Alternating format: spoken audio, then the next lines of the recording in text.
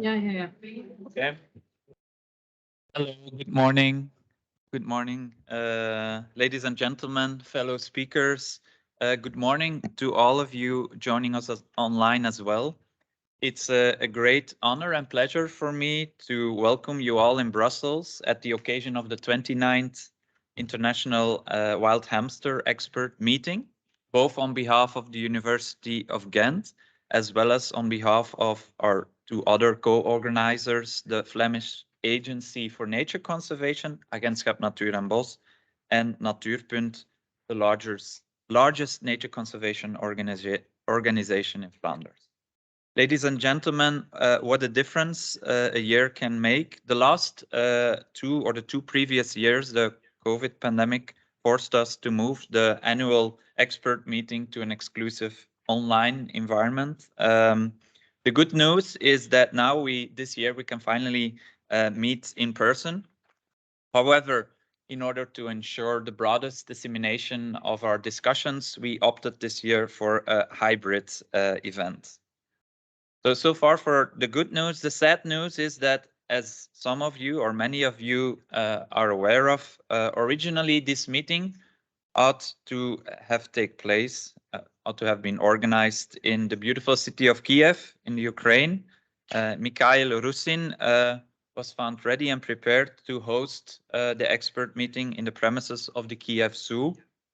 However, sadly enough, the recent invasion by Russia of Ukraine, which is flouting the principal rules of international law, quickly aborted this promising avenue. A year ago, it was hard or even unthinkable to imagine the scale of human tragedy and atrocities that would or were about to take place in the heart of Europe.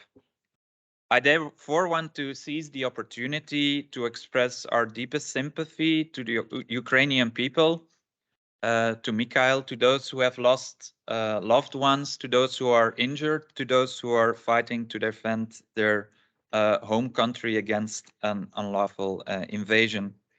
The ensuing war indirectly also underlines the importance of our European project.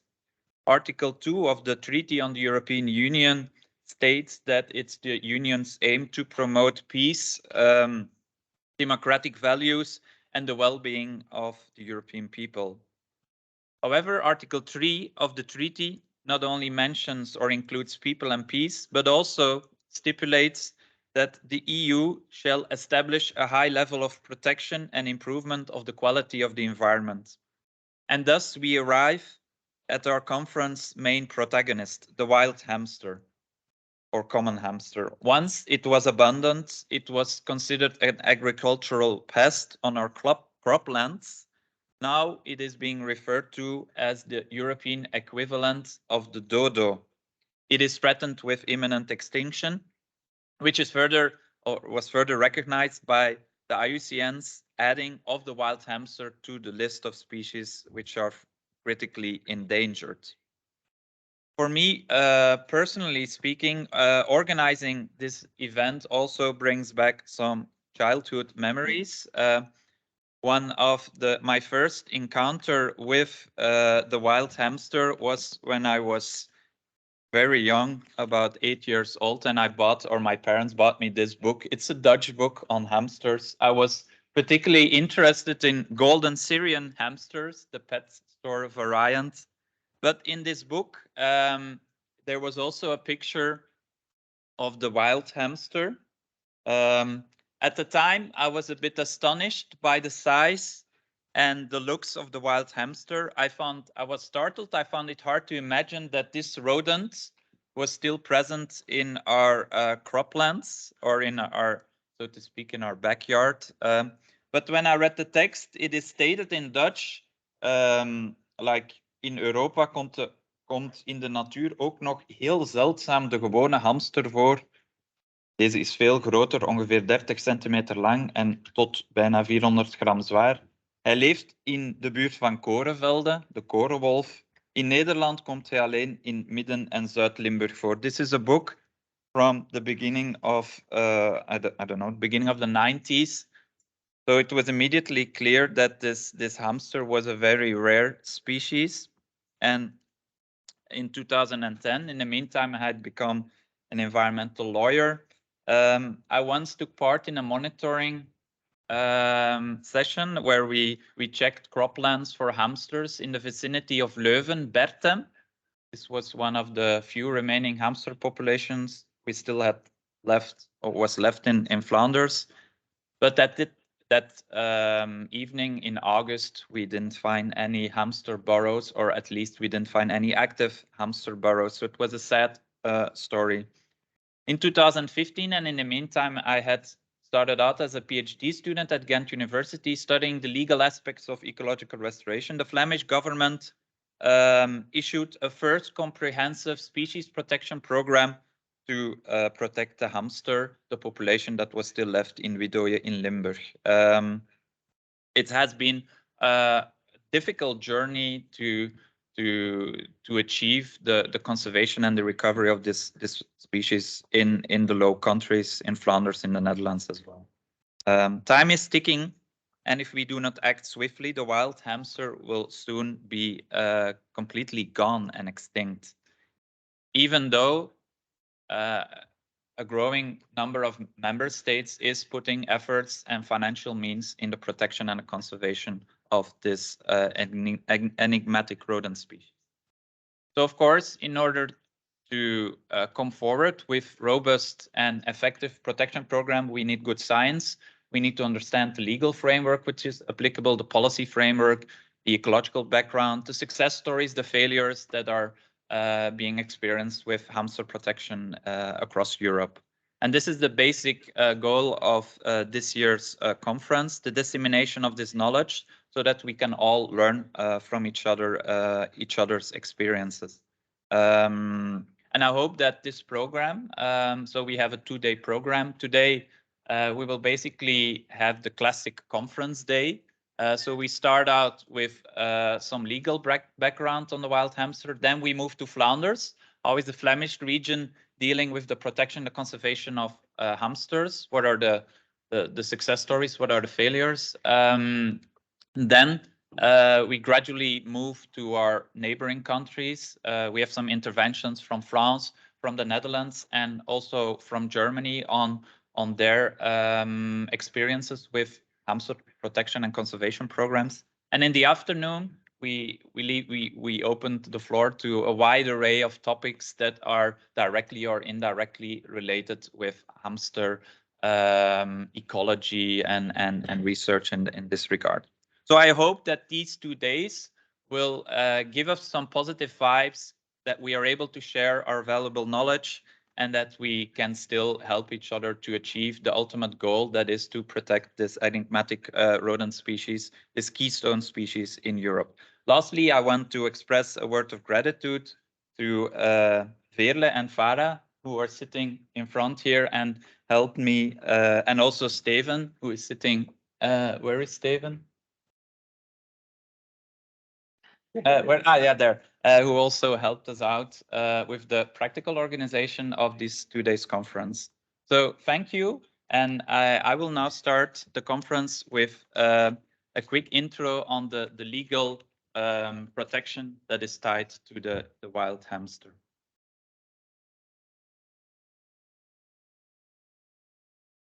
Okay, thank you. So the wild hamster and the law, my title was Doing the Possible or the Impossible. Is the law too strict? What does the law demand in the context of hamster protection, and how do we move forward? So as I already mentioned, the wild hamster has gradually become the equivalent of the dodo. It is highly endangered. Of course, it's part of a wider story of decline. While there are some interesting success stories in Europe in terms of nature protection, such as the recent returns of adaptive large carnivores.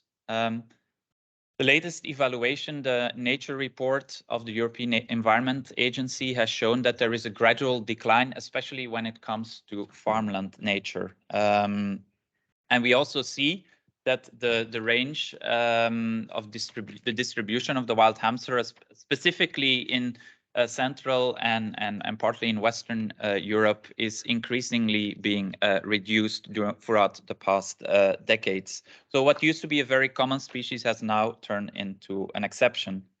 This is basically partly the result of active interventions. We humans produce adverse effects on the environment, amongst others linked to the intensification of agricultural practices, which is an immediate threat for the survival of hamsters. But is also partly linked to inaction or failure to effectively protect this rodent species.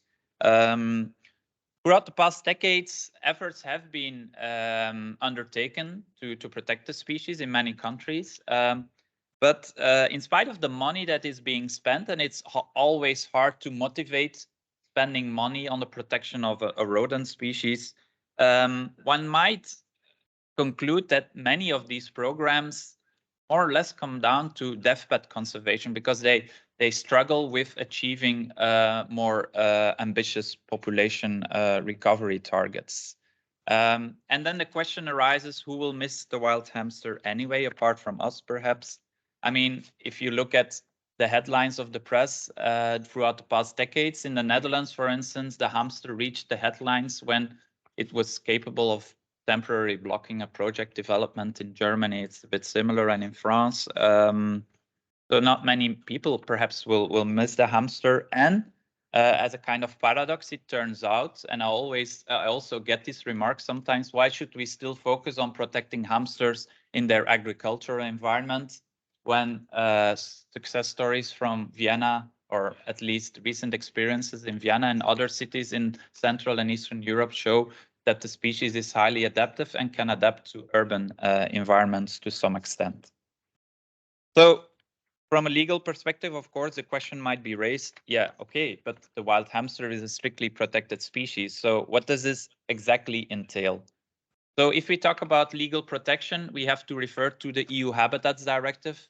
It entered into force, it was adopted in the year 1992. It entered into force for most of the member states in the year 1994. It is most famous for the Natura 2000 network. This is a network of protected areas comprising almost 20% of the European territory by now.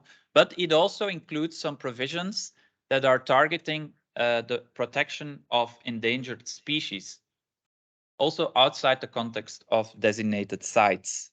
And the hamster is one clear example of a strictly protected species.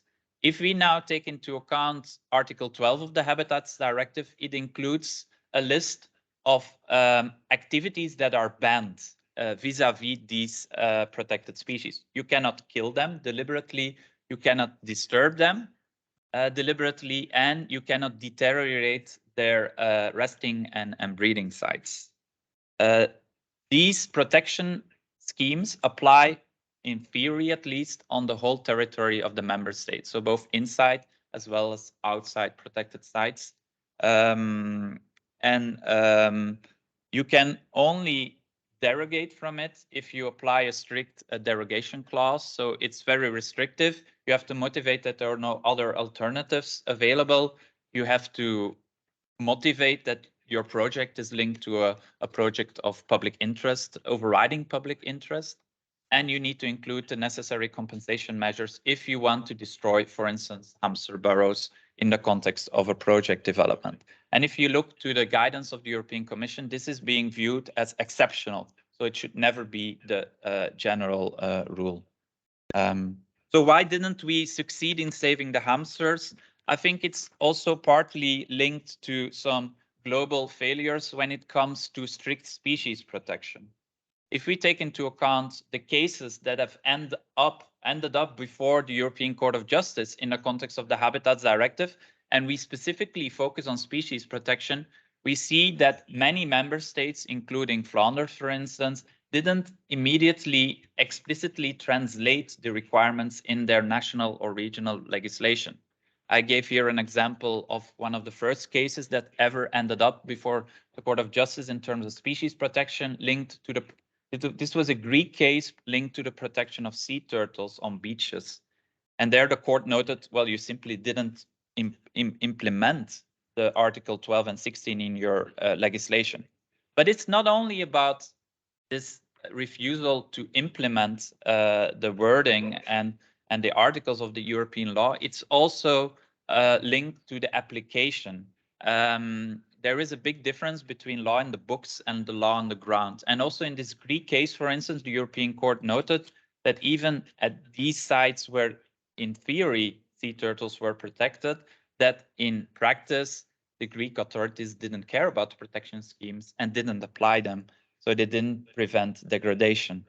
In Germany, for instance, for a while, it was assumed that the protection of strictly endangered species did only apply to explicit deliberate acts. And so if you just destroy a hamster burrows as a result of project development, you didn't specifically intend to destroy it. It's just an inevitable consequence of your act. And this was accepted as a lawful thing. And the European Court in 2006 stated that, no, you should implement the directive in a way stricter manner. So that's also part of the reason why we didn't succeed in protecting many of these species, including the hamster, because we incorrectly applied the legislation. We also failed to, especially in the beginning years, to come forward with comprehensive planning schemes. Because in order to protect species that are almost extinct, you need to coordinate, you need to structure. It cannot be an ad hoc decision. It needs to be a long-term conservation approach. And this is also what European judges put forward in their decisions, but in practice, it is mostly lacking. And then we also, of course, noticed that there is bad enforcement. It's not easy to enforce the protection of species that are, for instance, present on agricultural lands.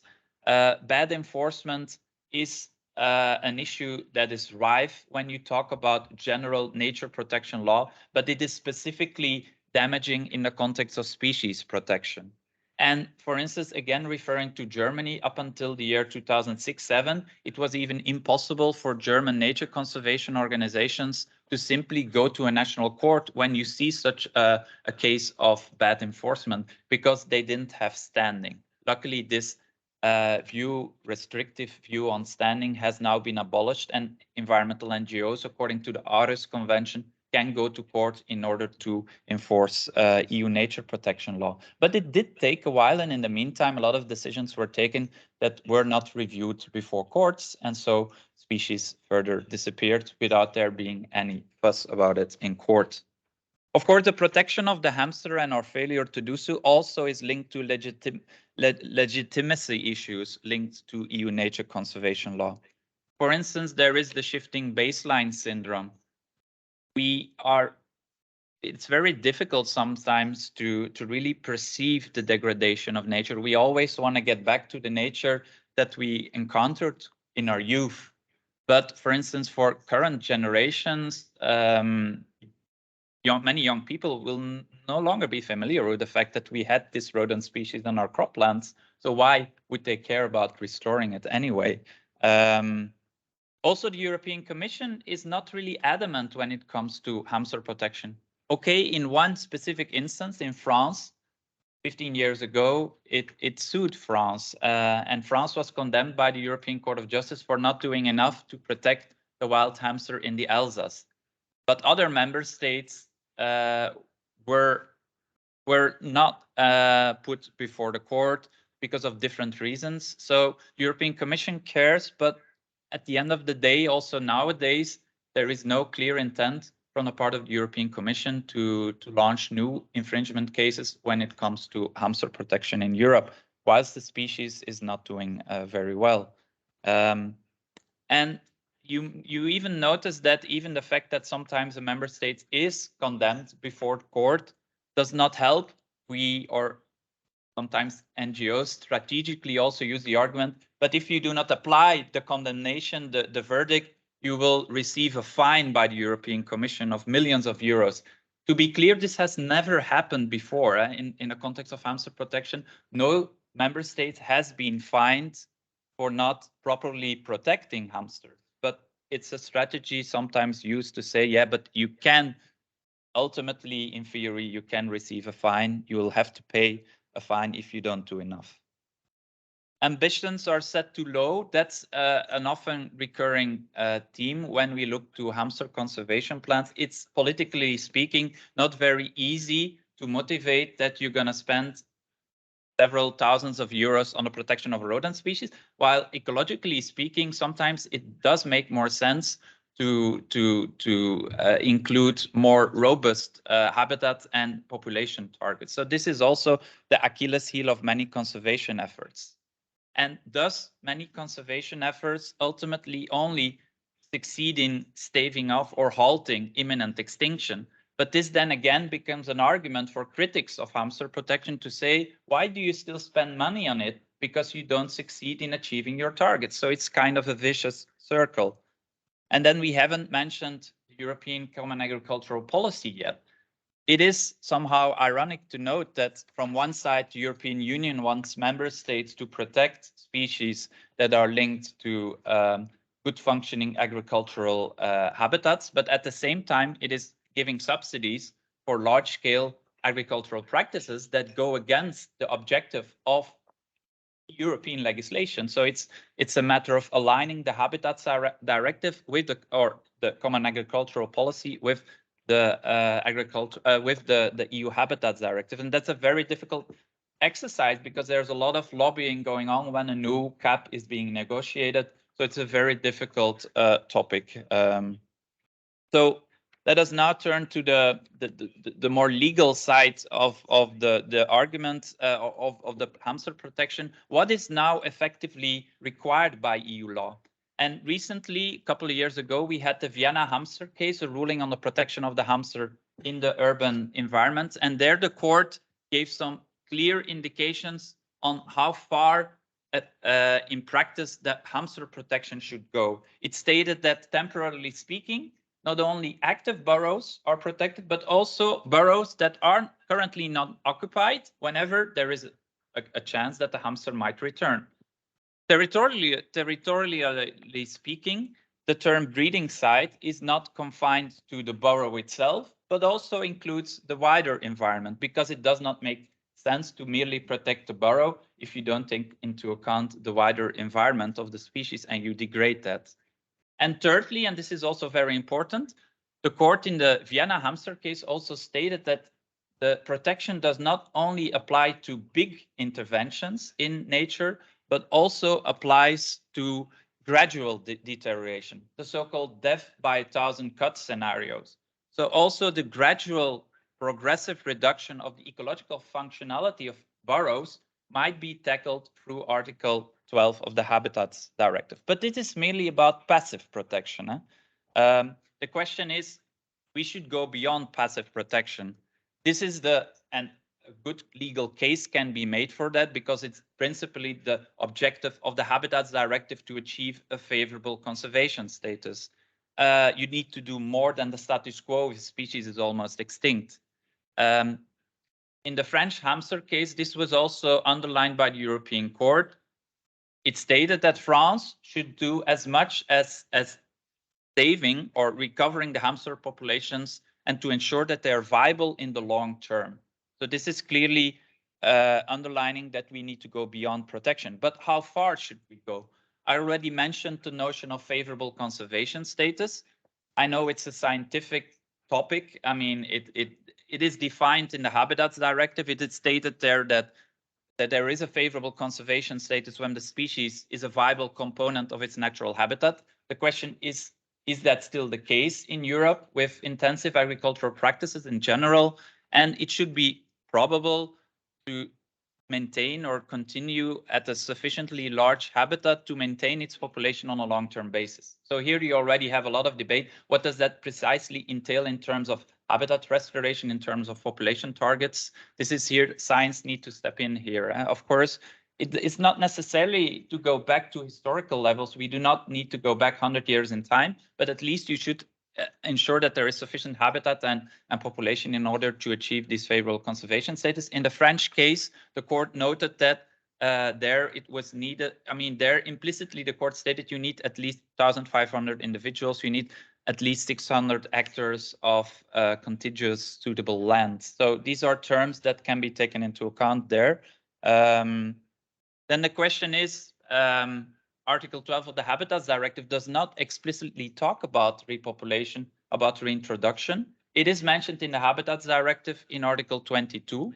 Article 22 states that member states should study the desirability of reintroducing species. So in areas where hamsters used to be native, if it's, amongst others, necessary to achieve conservation status. And this was also being underlined in the French hamster case in the ruling. But interestingly so, we also have a draft of an EU restoration law now, which will, if adopted, include more binding restoration rules, both for protected species, such as the hamsters, both inside and outside protected sites, as well as for, more broadly speaking, agricultural ecosystems. In the French case, France argued that it should not put money at the time, 10 years ago, in protecting and restoring the hamsters on sites where it was no longer present, because Article 12 merely talks about protection, not about proactive habitat restoration.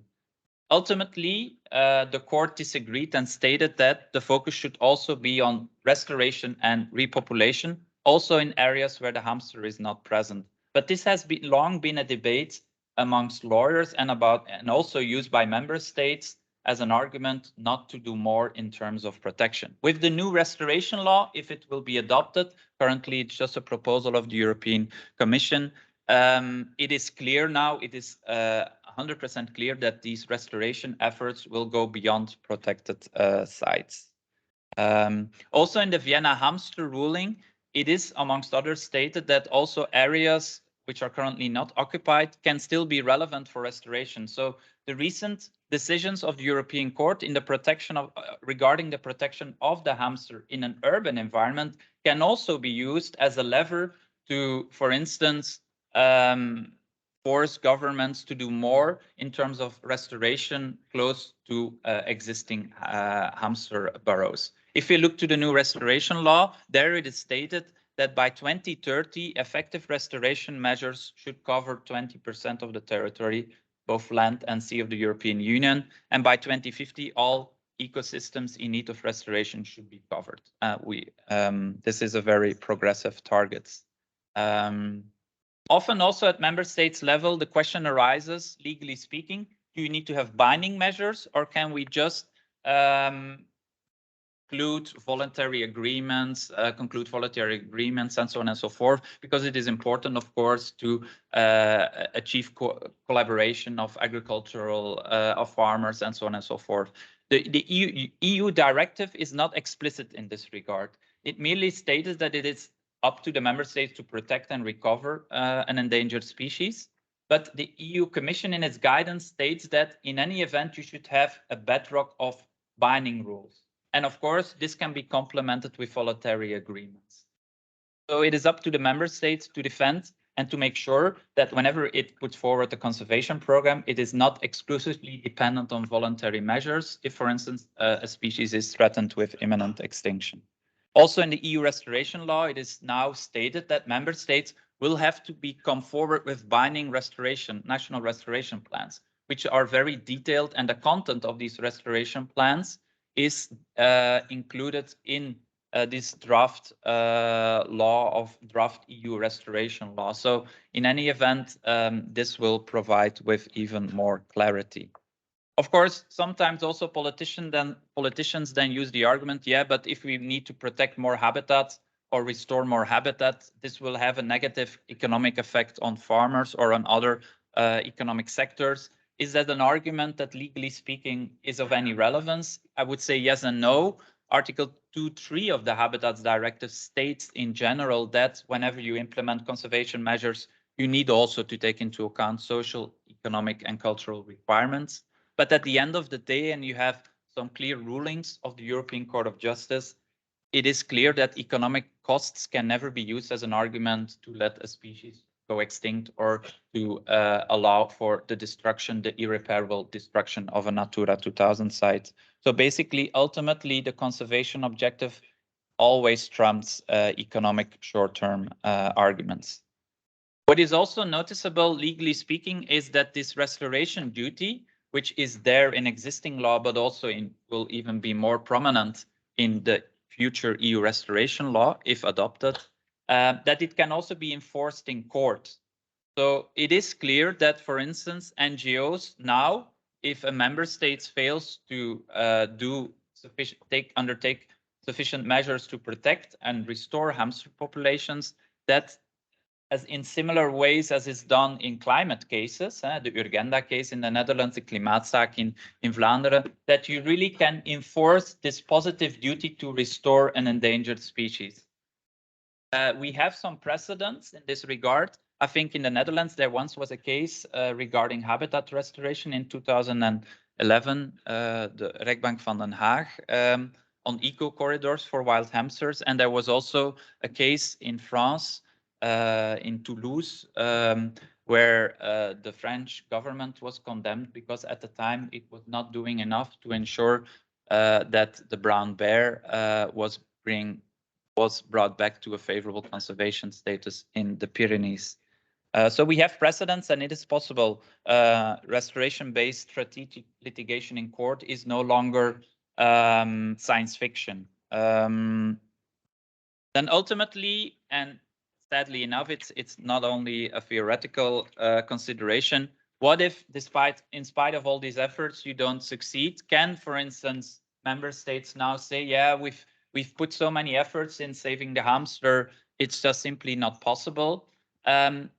How would a court deal with such an argument? I would first say that the Habitats Directive contains an obligation of result. It doesn't contain a deadline, a temporal deadline, but it contains an obligation of result. So member states are, legally speaking, obliged to save the species. But what if the species nevertheless disappears? Then I would say that there still is, legally speaking, an obligation of result. So basically, if it is this case will end up before the European Court will simply say, okay, you haven't achieved the result, you will be condemned. There is some analogy with air quality cases in France, for instance, where France also stated, yeah, but we've done so many efforts. It's a structural issue. We've done our best. And also in this case, the European Court simply stated, yeah, even if it's simply the link to negligence or structural difficulties that you encounter, you still will end up convicted by the European Court. So EU law is very strict in this regard. Of course, this doesn't necessarily bring back the hamster, but since you have a restoration duty, even the fact that it is extinct does not take away the duty to bring it back in some way. So possibly new cases will provide more guidance in this regard. So what is in any event clear on a concluding note is that now there is not only the Habitats Directive, and I've underlined the potency of the Habitats Directive, not only for maintaining the status quo, but also, legally speaking, to restore threatened species. But there is now this proposal of the European Commission. You can consult it online. It's an EU restoration law, a regulation, legally speaking. If adopted, it, of course, will be very helpful for the hamster as well. Not only because the hamster is a strictly protected species, but also because Article 9 of this draft proposal states that member states also need to restore agricultural ecosystems. So we have to follow up how the further discussions on this regulation will evolve. So on a concluding note, I think there are three main issues here at stake. We have the law. The law is strict enough. There is a restoration duty both in existing and future legislation, which can be used to good effect for endangered species. such as the hamster. When we look to science, we see that judges, I've referred to the French hamster case, take into account ecological science when assessing how many hamster do we need, how many habitat do we need. So judges are inclined to take into account science when reviewing conservation programs. From the point of view of society, it's a bit ambivalent. NGOs can now go to court in order to force governments to do more. Of course, politically speaking, it always remains hard to defend the amounts of money that need to be spent on the protection of one species. But there, I think it's crucial that also politicians tell the whole story, and that the hamster is but a keystone species of agricultural ecosystems, which are at threat in the European Union, and which the European Union, both through the common agricultural policy, at least in words, as through new legislations, vows to restore in the coming decades. So with this, I will now give the floor to Veerle, who will guide us through the protection of the hamster in Flanders.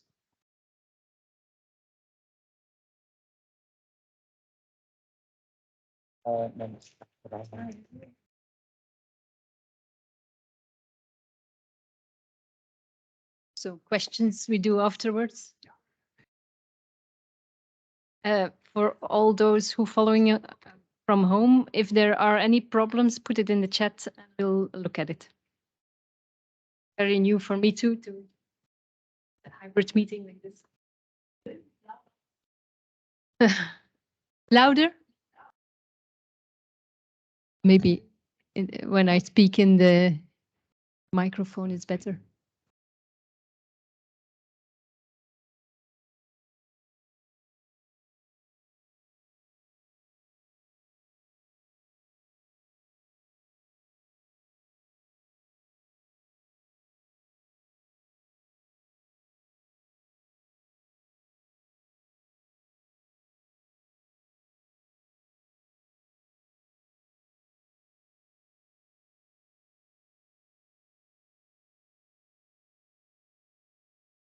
Okay, good morning from my side too, here in Brussels in the Herman Terlich building. It's named after one of our writers. And it also hosts my office somewhere on the 9th floor. So I'm Veerle Versteers. I work for the Flemish Agency of Nature and Forest. And actually, I'm a policy officer, a species policy officer. And as such, I'm involved with several species protection programs, and also trying to draft the follow-up species action plan for the European hamster at its point in time. So a little bit of a background, but I will try to be short. Actually, all legal framework for species protection is written in our Flemish species decree from 1995. It lists not only all the species listed in the Habitat and the Bird Directive that are present in Flanders, but also the species that are important for Flanders on a regional level or habitat-specific species. And one of the instruments in that decree is the species action or species protection programs for very endangered species. We do not use this species action program for all species, but only for those that are most endangered and most in need of such an instrument. We actually see it as an instrument that enables the focused deployment of instrument, people, and resources, and not only just a program that is dead in letter. So what we use, actually, we start with an elaborated background report, which is a bit scientific, but is written with a huge amount of stakeholder involvement. So we actually have steering committees, and we discuss in that steering committee almost everything that comes in that species action plan. So it also has a very informative part where the species is described, the distribution, ecology, biology, etc., etc. But the most important part are the goals that we set for that species and for that action plan. And of course, then the actions that then are linked to the instruments. Each of this species action plan has its own resources. So we have about, on average, it's about 500,000 euros that we have for one species action plan. But we also try to mobilize other instruments like the instruments from our fundings from the Nature and Protection and Restorations, but also from the CAP, of course, and the Decree of Land Development. It's our minister that signs off this species action plan. So it's with a ministerial decree and it runs for 5 years. So, of course, I don't have to tell you that one of the most endangered species in Flanders is the European hamster. It has already known a very strong decline. You see here, it's Belgium. We are currently here in this yellow part in Brussels. But the green part here is where the loamy soils are in Flanders and where the species had or was known for being present. This yellow line is where it was present in 1930, and the orange dots are then the present size from 1986 onwards. But since then, it has known a very, very strong decline, where it was present in the beginning of the 21st century in about 92 10 by 10 square. It's now present in only 1 or 2. So we're left with actually with 1 population in Flanders. Wow. So there was a need for a species action program. So it was one of our first species action plans in Flanders, and it was signed off by the minister in 2015, and it ran from 2015 to 2020, and we are now in the process of making a new one. But in the meantime, there are still funding going to the process, and I think my colleagues who are working with me here in Flanders on this project, Inge and Sarah, will talk a little bit more about the implementation. But when we started in 2015, there was also 1 population left. There was about 30 individuals, maybe less. Although the area that we are, or where the species is present, is about 2,000 hectares of agriculture areas where the species can occur. And at that time, there was only 25 hectares of what we call hamster-friendly measurements present. So the main aim was, of course, to keep the population there, to reinforce it, to increase the habitat and especially improve the quality of it, and to sensibilize the stakeholders present. So this is a list of all the actions that it included. You see in the big square that we aimed more at a habitat using the agri-environmental schemes. But we had also a breeding program with the Netherlands and, of course, a reintroduction program. But we focused, or we tried to focus mainly on the habitat. But unfortunately, what we saw after that first SAP is that the actions that we did came short to make a difference for the species, and that at the current moment we still have a very unfavorable situation for the species. We still have only 1 population left, and we still have probably not more than 30 individuals. So all what we did was maybe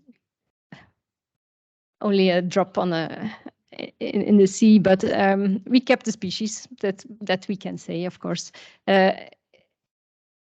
It has also a negative trend in the rest of Europe, so it was maybe not so a surprise that for Flanders it would also have a negative trend, and that's why the USCN red list was adapted in 2020. So what I did for my presentation, I tried to do a little bit of a SWOT analysis. I think there are still strengths for the species, but also for the SAP that we are, the instrument that we are using. It's a symbolic species, and it's like Hendrik said, it's protected by the European and the Flemish law, so we have to do something, and I think we are very willing to do something. And for that, the SAP is a very good instrument. It's a legal instrument that we can use. And it can mobilize other instruments from the CAP, from the other nature fundings. There is in the area awareness and willingness to help. So with the farmers, Inge will probably tell that with the farmers who are willing to help, we have a good contact. And what we also see over the last years, and what you will see tomorrow when you visit the area, actions that we did were, of course, positive for a lot of other species, bird species.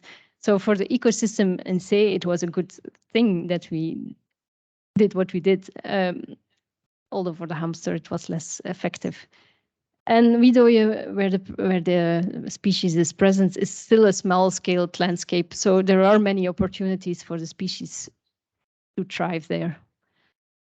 So the weakness for us as a nature conservation agency, it's difficult to work outside Natura 2000 areas. We do not have enough instruments to ensure the right outcome. So we also need to work with other agencies, and they need to be willing to participate in this program.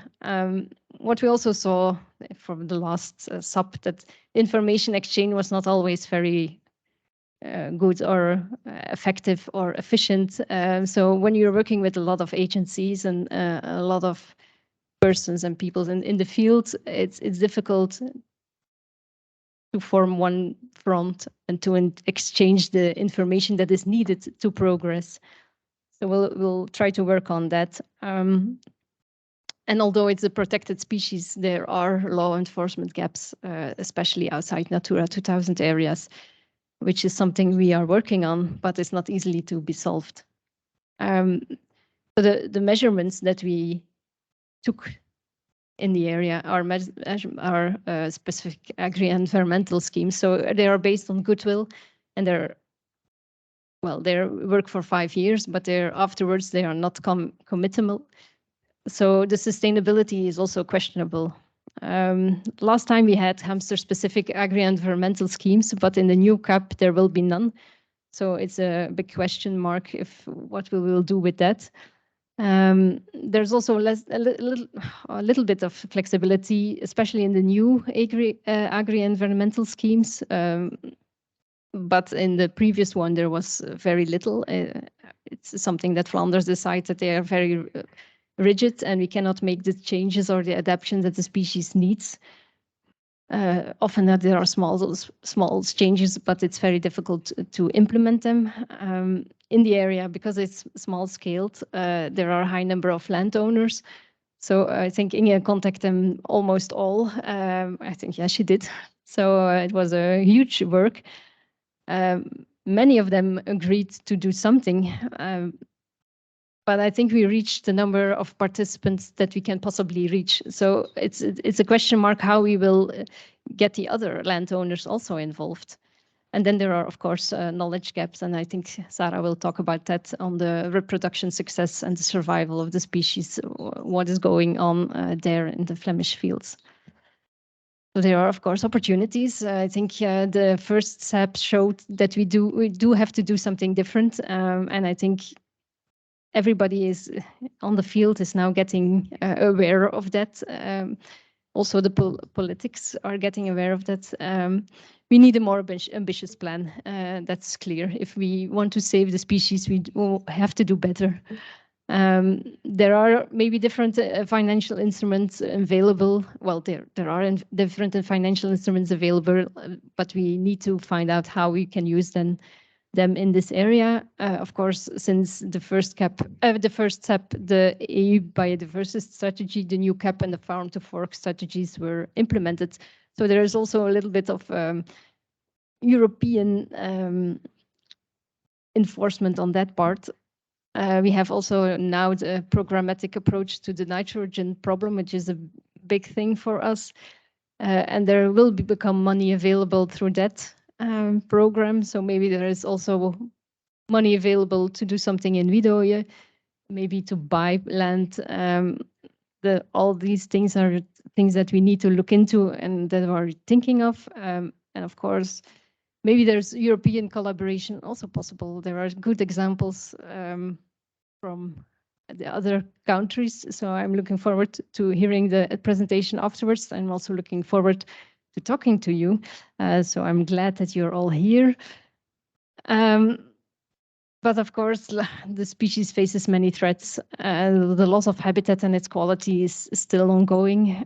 There are a lot of landowners, like I said, but there are some older, so they're selling their plots and often to larger agriculture. So the plots become larger. There's a faster rotation of crops and more use of pesticides. So that leads also to the fragmentation of its habitat.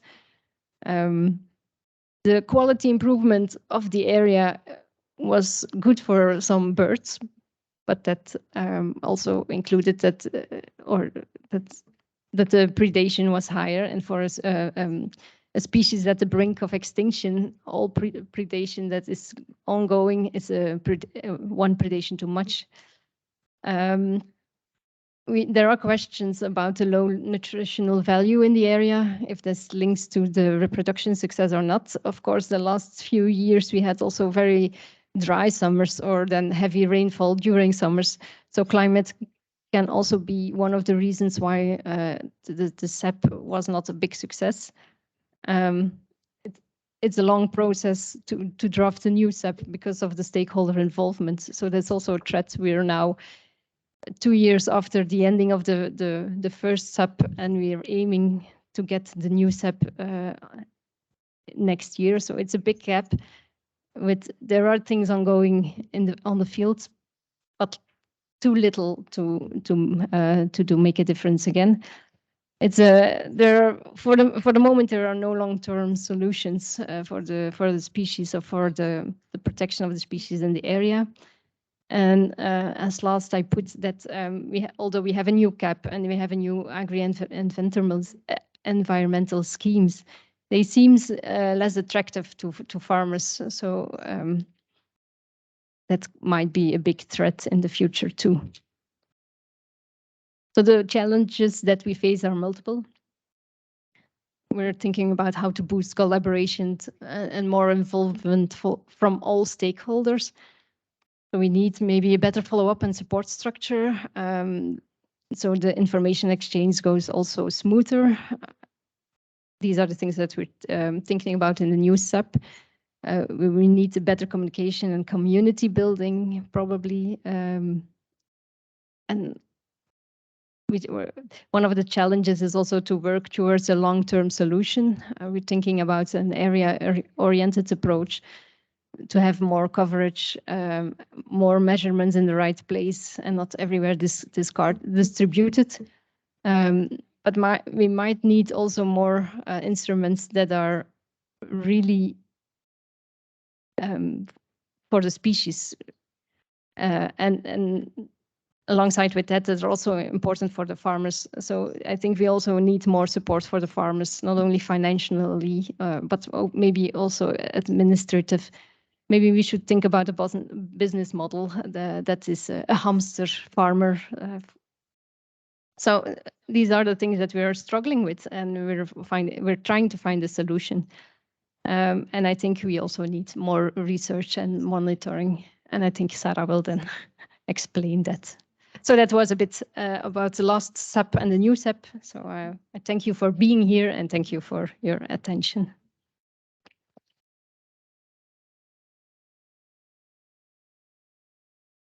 Thank you, Veerle. It was a very clear presentation on the challenges and opportunities we have in terms of hamster protection in Flanders.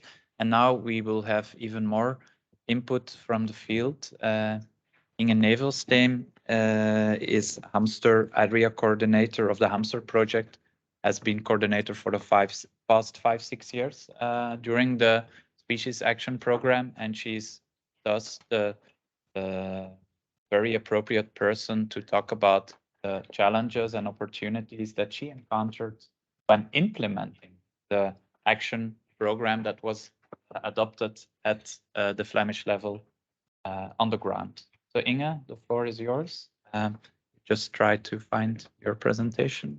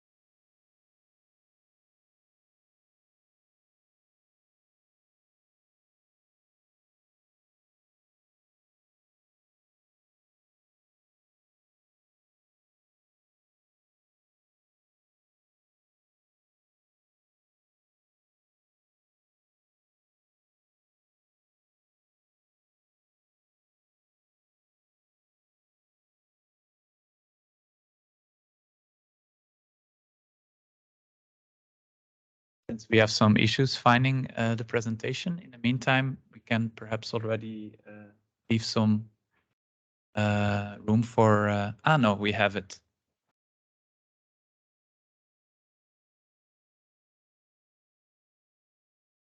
I did, but you cannot see it. And we need to move. Right. Or do you have it? Okay. Okay, good morning. So, Deel told you about the species action plans. I hear myself. Try to stand here in the line. But you need to stand close to the mic in any event, because otherwise they won't work. I hear myself through the laptop. Strange thing.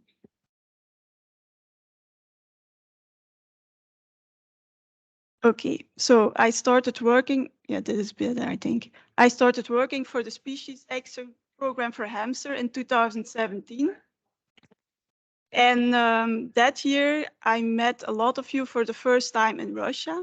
And also that year, I had the impression I fell through a hole in the ground and I entered this whole new wonderful world where there was a lot to see and a lot to learn.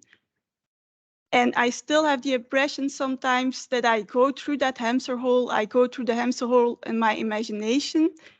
And in brief, that is what I do. I look at the world through the eyes of the hamster.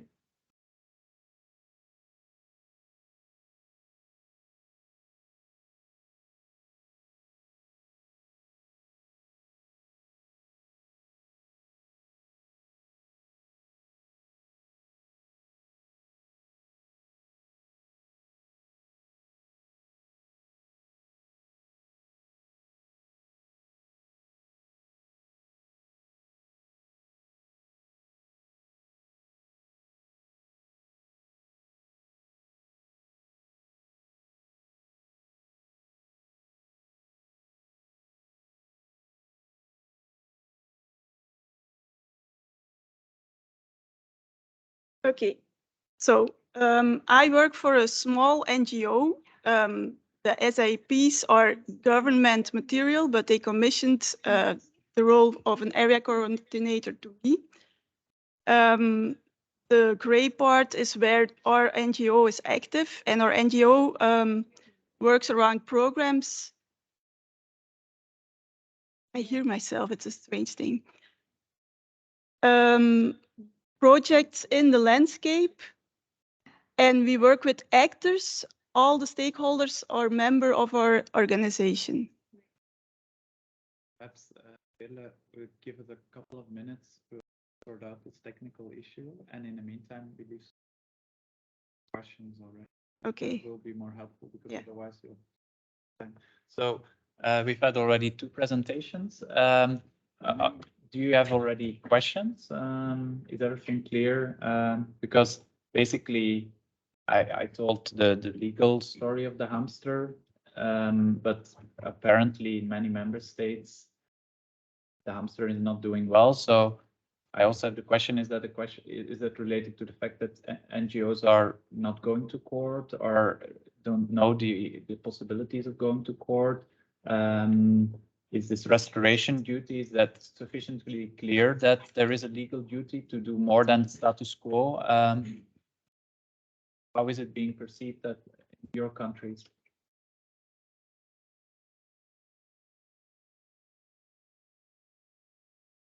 Yes, Stephanie.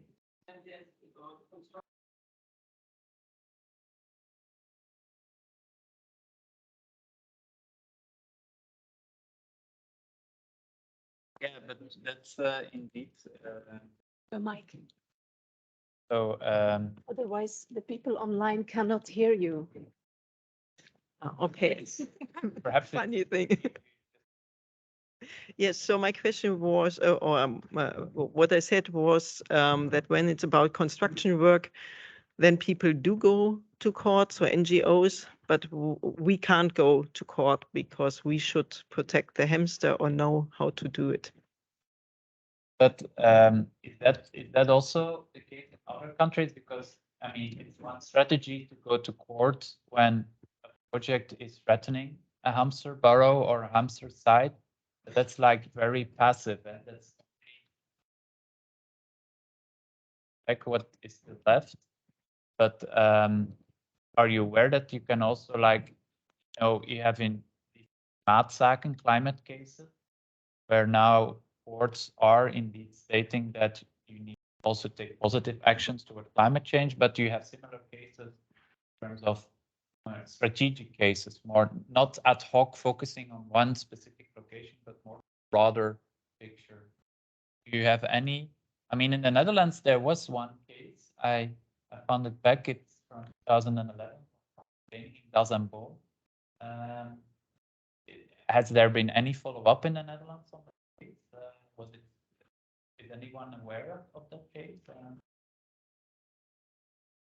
There was a case of the Vereniging Dazamboom that was linked to a corridor area for hamsters that the Dutch minister didn't want to include protection program. And ultimately, the court stated that no, the minister needs that, which was it's an atypical case because mostly we have cases indeed. There is a project, you want to block the project, and hamsters are used as an argument. But this was a different type of case where Dazambo, this environmental NGO, stated no, this area is vital, needs to be included in a conservation program. See the difference? And is that do you have more cases like that? I know in the Netherlands on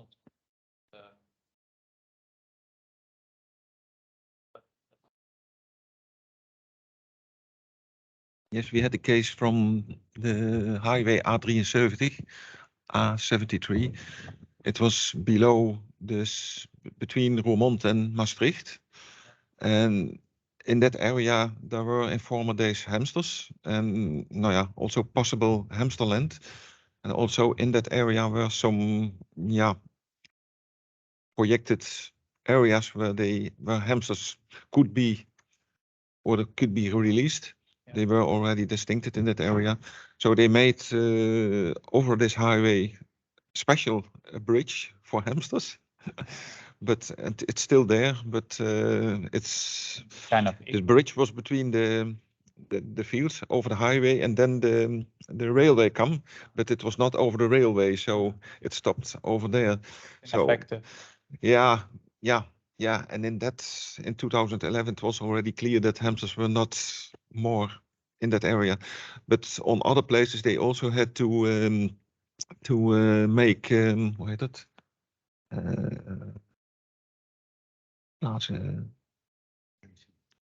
New. They had to oblige. They had there should be new hamster areas. So the state had to buy in that area where this highway was built. We lost also habitat for the hamster. So they had to compensate it with new places, and they bought, I think, 40 or 45 hectares area in one area to each other as compensation for loss of habitat. But in that area, there's now a very nice, akkerreservaat, agriculture reserve, but it is not good for hamster, and also the soil is on that place also not good for hamster. But nevertheless, these actions resulted in some, in something. It was nothing. The court case. The state had to do something extra for these species. Like in Germany, a lot of court cases there on hamster protection. Are they effective? We have. Wait, just 1 second. Yes, okay. My name is Manfred Sattler from Germany. Our county is Hessen.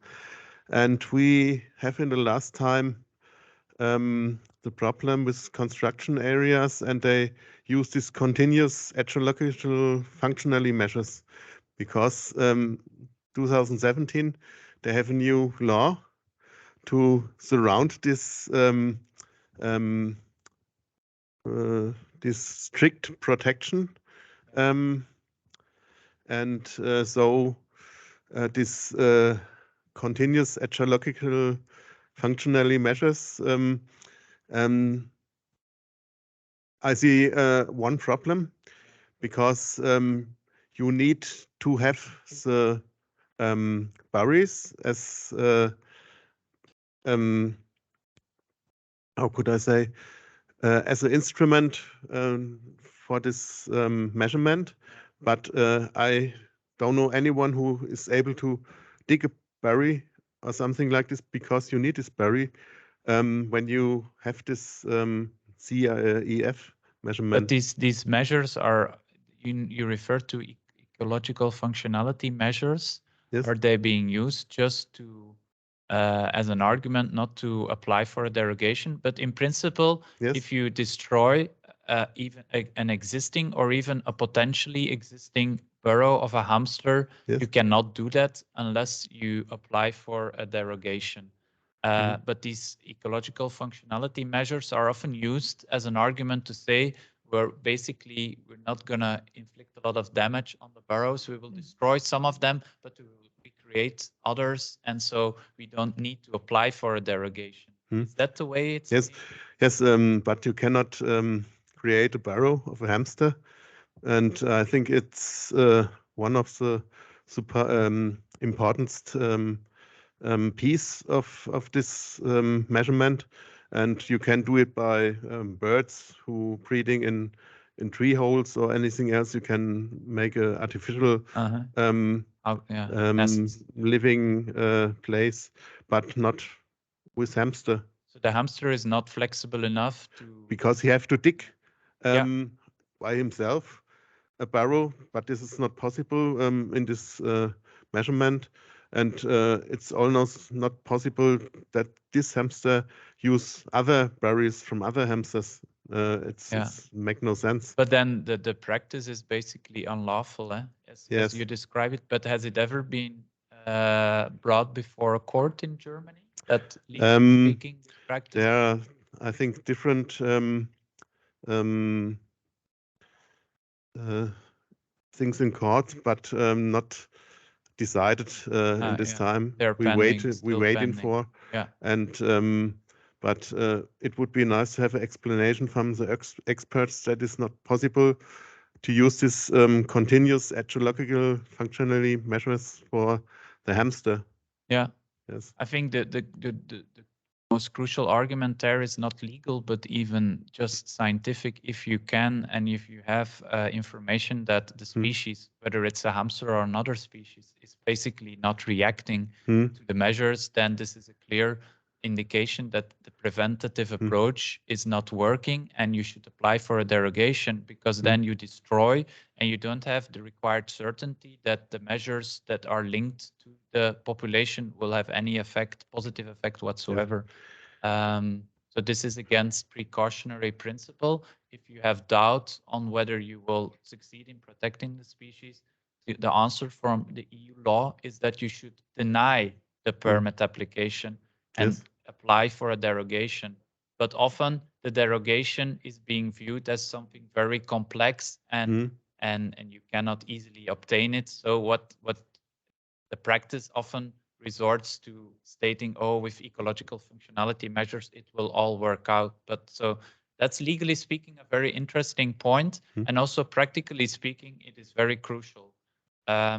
And in Flanders, for instance, we now have a couple of court rulings, not on hamsters, because as you've heard, we only have 30 left, so it's very hard to have rulings on that point. But on other species where indeed also courts, even a court located just 500 meters away from here, stated that you cannot simply use ecological functionality measures as an argument when they are not certain to not obtain for a derogation for instance, a project development. So we can also give you information. Yes. They think that it's a continuous etiological functionality measure when they put some plants, grain, and alfalfa on a place, and then it's worked. But the burrows missing.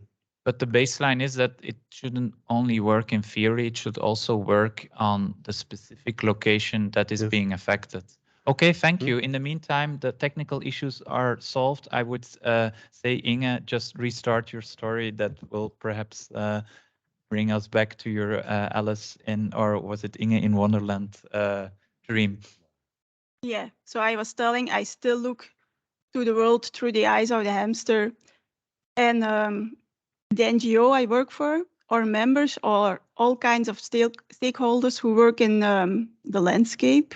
We have farmers organizations, nature organizations, hunters organizations. So I'm neutral. I'm not from the agricultural side. I'm not from the nature side. And I have the impression that that is appreciated. I can enter everywhere and I can sit at everybody's kitchen table, literally. And I think that's a huge advantage to have. This map, tomorrow we go to Tongeren Widoi. The white dot is where the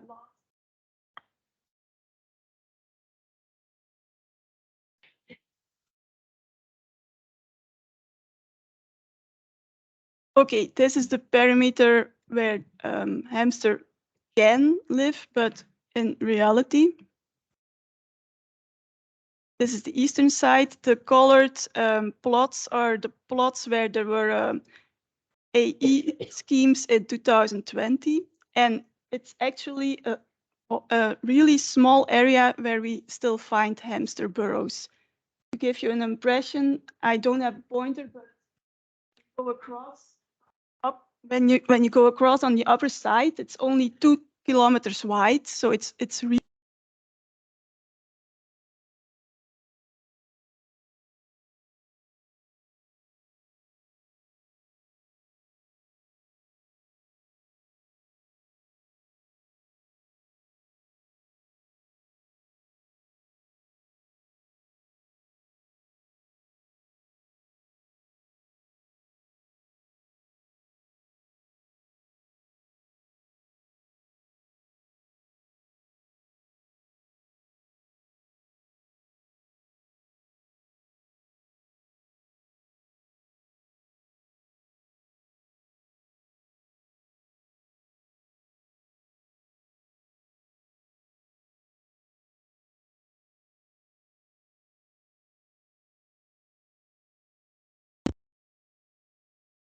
the biggest plot there is around 9 hectares, so it's still smaller. I'm going to tell you something about our official AE schemes. Tomorrow you can ask questions if you like. We had 2 official schemes, and they were designed for hamster. The first one was measure alfalfa. The first 4 years, there's alfalfa on the field, and the 5th year there has to be a seed-bearing crop. The measure was very popular amongst the farmers, also amongst the hamsters, but there came some problems with it. For the farmers, the biggest problem was weeds. There are a lot of thistles in the alfalfa, and they didn't like it. For hamster, the biggest problem was it could only be cut once a year in the winter half year. And there was a lot of lignification, so the alfalfa wasn't nutritious enough, we think, for hamsters. Sarah, I think, will tell you more about it later.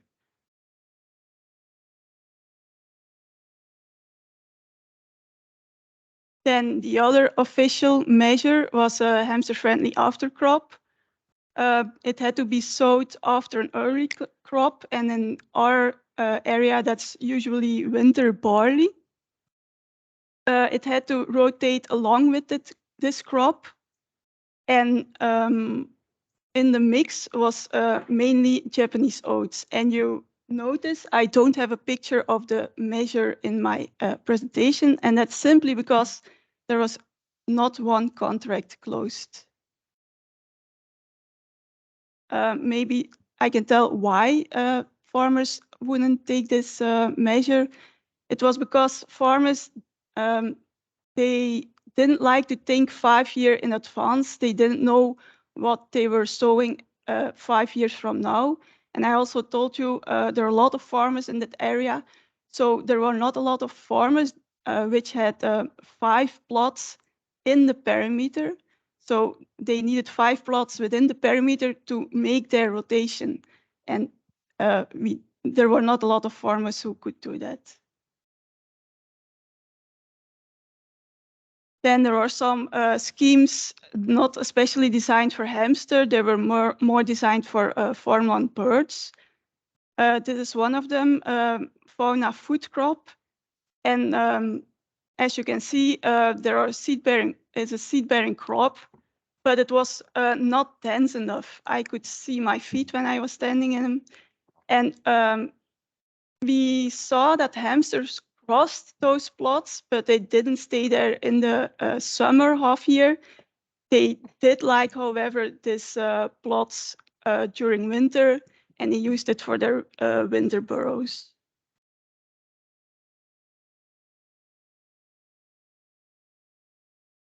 Another measure was a grassland strip plus.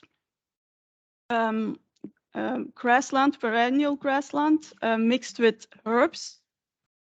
The hamster also liked those, and especially when there was a chicory involved.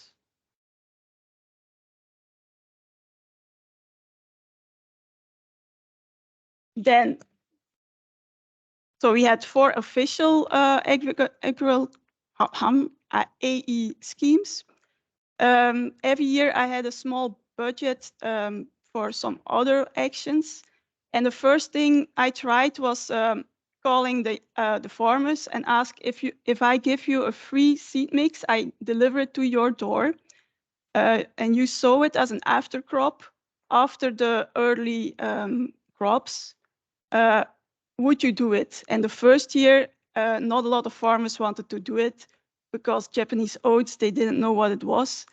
Some of them tried it, but well, others who didn't try it, they took a look and they said, well, it's working well. And next year when I called, almost everybody said yes. And at one point, there was 60 hectares of this hamster-friendly aftercrop. And it's the same as the official measure. They even didn't get paid. The only thing they get was a free seed mix.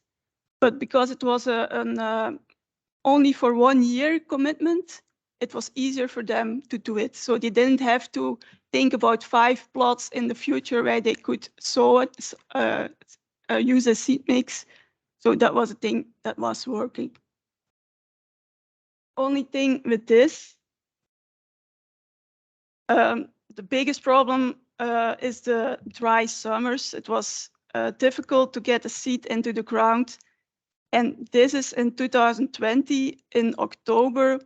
And only then it was dense enough for hamsters. So it's too late for the hamster.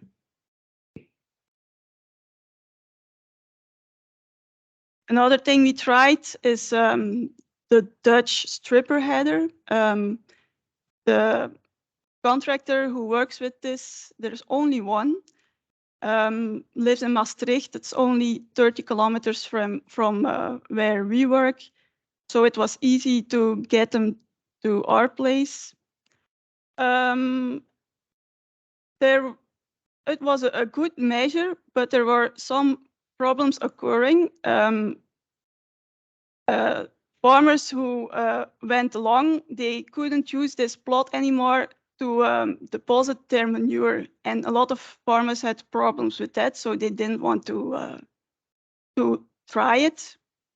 The other thing is when you want to use that plot for an EAF-proof aftercrop, it had to be sowed before the end of September. So this had to be destroyed to sow something else. And that's kind of funny because the grains that are falling, they are growing. You can see it in the picture beneath. The only problem is that for cap after crop, you need a mix of at least 2 different species. So we are trying this. We are trying to get a new project to try to direct drill after the stripper header, so we can have the grain coming up and another seed also in the same plot.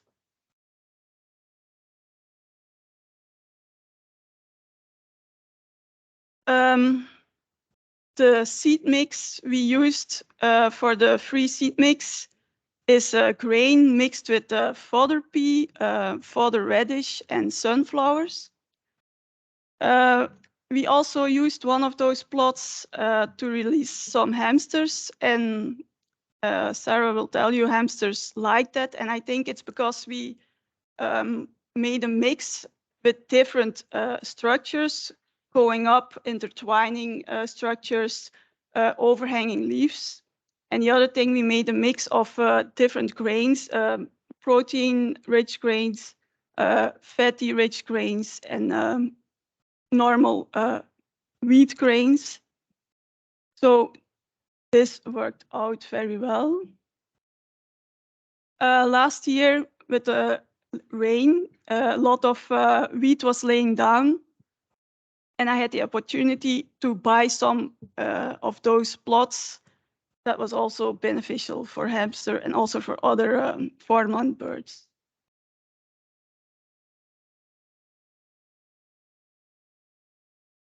The lessons I've learned, there are a few lessons, practical lessons. The practical things are, well, yeah, I told you, alfalfa needs to stay fresh, and mixed crops are best. But I also learned that law is a labyrinth, and laws that are good for the environment sometimes are not very handy when you want to protect some species. So sometimes those things collide, and that's not easy to work with. Then the other thing is building a relationship with the farmers. It takes a while, but it's very important. The most important thing is that you need to think as a farmer, because we can think of all kinds of measures, but I'm not a farmer and I don't know all those practical burdens where the farmer has to deal with. So that's important, that you go open-minded and you can talk. That's the most important thing. Another thing that works is I try to link the benefits for the hamster to benefits for the farmer. So if you can sneak in things for hamster and other things which are good for the farmer, they're more likely to do those things. Like almost everything you do for hamster is also good against erosion. Almost everything you do for hamster is also good for the soil, to get a healthy soil. So when you work on those things, it's easier to get through. Then make it easy for the farmer. So I got the seed mixes delivered at their door, so they didn't have to worry to get them. I organized a WhatsApp group for the stripper header to decide when we had to make a reservation for the stripper header. So those practical things are also appreciated. My opinion, farmers are paid for all the things they do, but they're only paid for their losses. So when you think about it, they can do business as usual. They can farm really big potato fields and they earn their money. When they choose to do a measure for hamster, they earn the same money as they do when they grow potatoes. But when they do a measure for hamster, it gives them a lot of worry. I was in that WhatsApp group and I did get a headache of all those worrying things. So I think when we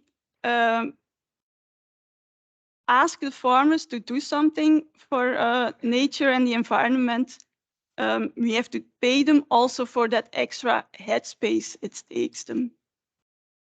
And then the most important thing, when I was a kid, I learned in school about Venn diagrams. My kids didn't learn that anymore, and that's a pity because that's an easy thing to use, because you have to look through the eyes of the hamster and think as a farmer, and then you have to find the intersection and the possibilities that are in that intersection is where you can work. Then I have some wishes for Christmas, for this Christmas and for next Christmases, because I think I need a lot of them. Veerle also told you collaboration between the agricultural side and the nature side is really important. And that isn't always easy. People are used to work in their department and think between their set lines. But if you want to protect hamster, it's an animal, it's nature in agricultural areas. You have to cross those borders and cross those lines. I think those AE schemes are very useful, but farmers are farmers and farmers like to farm. They don't like to what they call waste a plot, because they see it as a waste. If you have a plot with a scheme with measures on it and farmers don't get harvests of those plots, they're not very likely to do that. And the thing is, some farmers want to do it, but then they're very worried about what will the neighbors be thinking. Last year, I wanted to buy a plot where the grains were laying down, and the farmer said, it's probably lost. Probably I cannot harvest it anymore. But when I sell it to you, my father will kill me. And that's really a thing. So farmers are afraid of what their neighbors are thinking. And they don't like to waste things. So I'm convinced that hamsters need farmers, but also farmers need hamsters, because hamsters are like the canary in the coal mine. When you have hamsters, you're sure that you have a healthy environment. And I'm also convinced that, I told you those schemes, they are important, but I'm also convinced that it is possible to have measures in regular crops, and it's possible to get harvest from that plot and also integrate things for biodiversity. And it's better for farmers because they like it better, they can harvest. And also it costs less to the community because a harvest is coming out of it. But up until now, it's not possible in Belgium to implement measures like that. And I think that's a pity. I think it will take a lot of trying, a lot of trial and error. And I think that's the way we should go in the future. Okay, so that's all I want to tell you today. Tomorrow we go in the field and we can talk more about those measures. Thank you.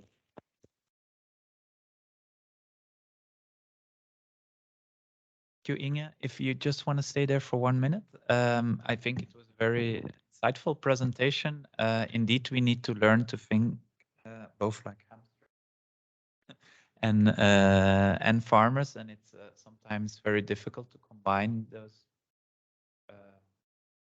sometimes conflicting perspectives. We have one question for you, from Charlotte online. Did they try to put aftercrop in a field where the stripper header was used? Did it work better with residual humidity kept with the straws? And how many days between the harvest and the sowing of the aftercrop? No, we didn't try it yet. The stripper header with the sowing, we didn't try it yet. We are intending to try that. And also it's really a problem, the time between the harvest and the sowing of the aftercrop. And that's also a thing I don't understand yet, because farmers wait a long time before they sow. But I think it's because they have barley and they have wheat, and they wait until the wheat is also harvested, because then they only have to go in the field once, and then they can sow the aftercrop on the wheat fields and on the barley fields. And that's also a thing we have to think about, to get those seeds in the ground earlier. Okay, thank you. That was a clear answer. And then now we move forward with a researcher, Sarah Descamps, who will talk us through the research she has done on the effectiveness of the hamster protection and conservation measures in Flanders, Limburg. Sarah, the floor is yours. I hope the presentation is there. Yeah. We have a pointer as well. Hear that? Have a point. Yeah. Okay. Good morning, everybody. Can you hear me clear? Yeah. Yes? Okay, I'm Sarah Descamps. I work for the research center PXL Bioresearch and Hasselt University. And we monitor the demographic parameters and the genetics of the introductions that took place in Belgium from 2019 to 2021. As told by my previous colleagues, Belgium has only one population left of the European hamster. And if you take a look at the map, we see that before 2002, we had 3 remaining locations that lasted till 2007. And after that, we only had in Berchem and in Dwidooie a location left. In 2007 and 2008, some supplementation of individuals took place at those sites, but hélas, at 2012, we lost the population in Berchem. So we have only that one population left in Dwidooie. And as you can see on the yellow dot, it's only present in a very small region, very small area of plots. So it's disastrous, to be honest.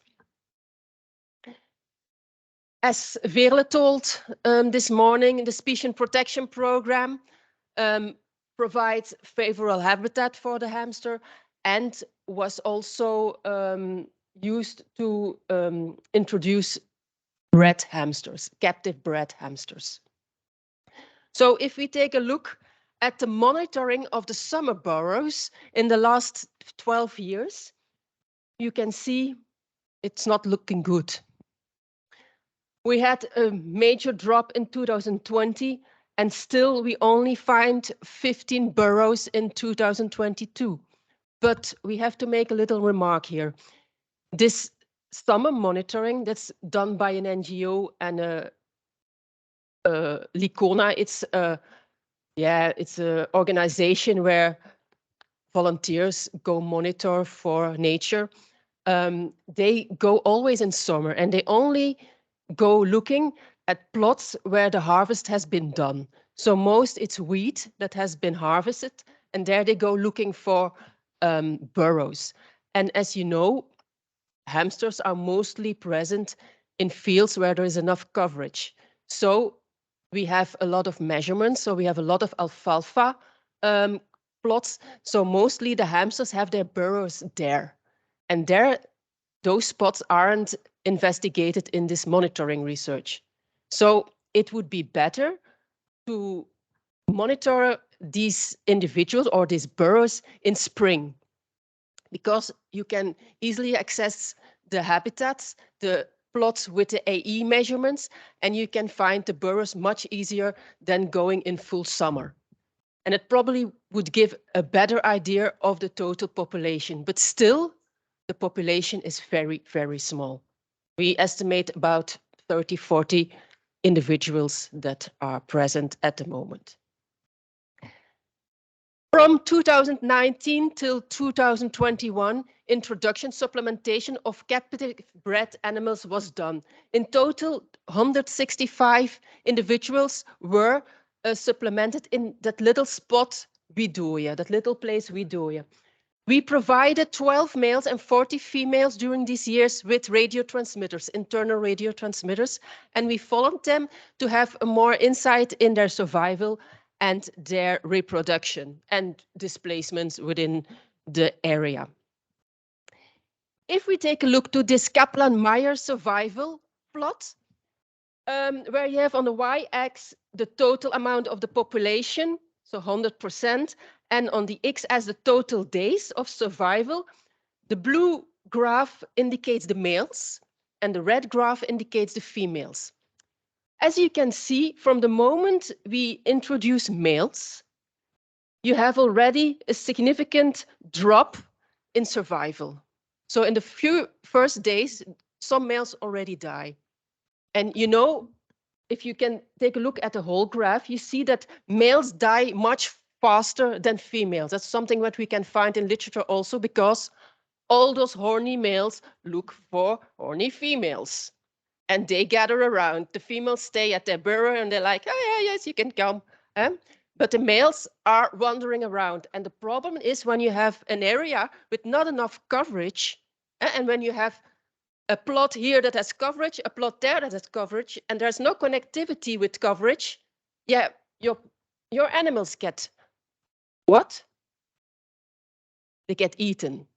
They are prey species, so they get eaten. The more they move, the more chance there is in mortality, higher chance of mortality, because there is a predation, they are a prey species. As you can see, the females, they take a longer time to die, mostly because they are introduced in an alfalfa field. And we see that most females make their reproduction burrows in that field where we introduced them. Those fields are fenced also, so there's a bit of protection from ground predators, not from the air predators. What we see, if you take a 95 confidence interval, is that the males live from 23 to 47 days, which is not much. It's 1 month, and then most of them are dead. And when you think about genetics, we have a problem, because you introduce new alleles, so in the population, fresh alleles, and they don't get through. If you take a look at the females, they live from 78 to 104 days.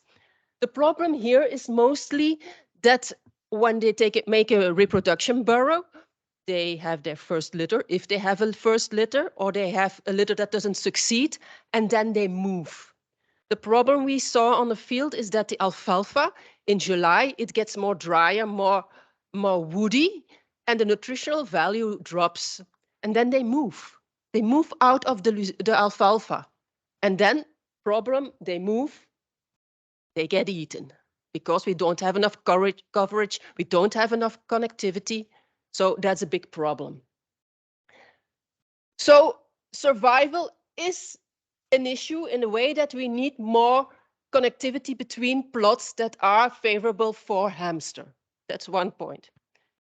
Then we took a look at the reproduction, and that was really devastating. Although 65% of all females came to a successful litter, one successful litter, that's the baseline. We monitored that with wild cams, and to make sure that what we saw coming outside the burrow, so in the pups coming outside of the burrow, if that was representative for the amount of pups present, we took a test and we put live traps around every entrance of a reproduction burrow to check that what we saw on the cam was also the amount of animals that was in the reproduction burrow. And it was top on, or those hamsters are really stupid, because in every trap we placed an apple. Gerard told me that trick, and I took a burrow with 3 pups, a burrow with 2 pups, and a burrow with 1 pup on the cam. We placed those traps, and after half an hour, we had a mother with 3 pups, a mother with 2 pups, and a mother with 1 pup. So it was exactly what we saw on the camera. So the pictures on the camera are representative for the amount of pups that is still in the burrow. But we saw that the litter range varies from 1 to 3 pups, which is really, really low. It's a prey species. Prey species must reproduce to keep the population dynamics okay. So we have a problem. Normally in captivity, you have way more bigger litter, sorry. If you take a look at all the females that had successful reproduction, you can see a big amount that has only 1 pup. Some have 2 pups, some have 3, and the green parts are those who had a second litter. Normally they should have 2 litters in the field, but due to the fast crop rotations, and they move from the alfalfa to, mostly in July, they go to wheat, and then you have regular management, and it's getting harvested in the end of July, no coverage, they get eaten, or they move outside their reproduction. So we had only a few that had a second litter. And if you can take a look to the mean pup size, and that's only from the females that were successful in reproduction, not from all the females that were introduced. We see that we have 1.5 pup per female. You can't establish a population with such a low reproduction success, that's for sure. So that's a major issue in the situation of the hamster in Belgium. So if you see 12.5% at the second litter, yeah, that's almost. If we take an overall look to all the females that were introduced, we have a much lower amount of pups, not even 1 per female. So that means you introduce more than your outcome is in reproduction. So you can still introduce, but it will bleed to death. We had two periods where the hamsters were introduced, one in spring, beginning of May, and a second group in summer, end of June, beginning of July. And we saw that the amount of pup is the same, but you know, if you introduce at a later stage, they won't get a second litter in the field. So only if you introduce early enough, you will get a second litter. But yeah, in this case, it's almost nothing. Why? So we made some hypotheses on why is this reproduction success so low. First, we had the idea maybe it's genetics.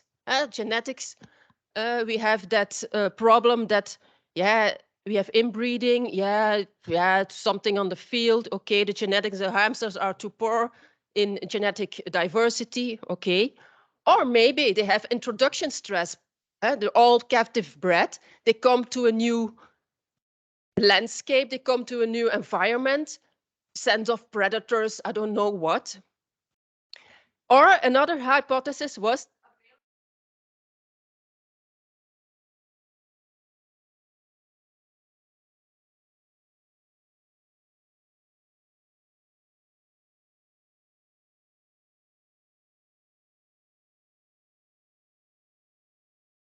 sorry, I pushed it out. We have captive bred individuals from Gaia Zoo, and they are breeding with the BNR, so the Belgian, the Netherlands, and the North Rhine-Westphalia genetics. And if you take a look at the breeding program, we had the data from Gaia Zoo breeding mean amount of pups per litter. You see, it's reasonable, around 6 pups per litter, and we have in the field only that low. So genetics is not a problem, not on a short term. So, okay, that was ruled out. Then we did the hypothesis stress, the stress from bringing the individuals in a new environment. What did we do? We placed for 17 days, 15 live traps a day on several locations where we had hamster burrows, and we caught 18 hamsters. a lot of work for not many hamsters, of course.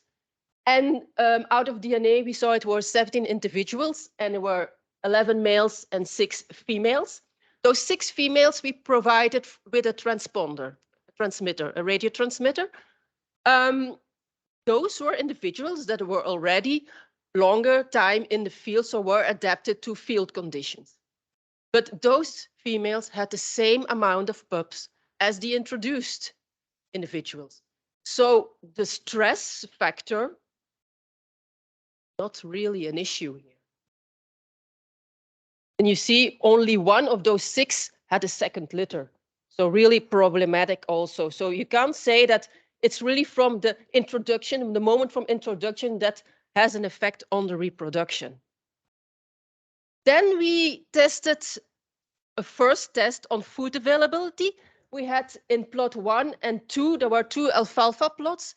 We introduced females and they made their burrows, and all the females of plot 2 were got supplementation of plant proteins.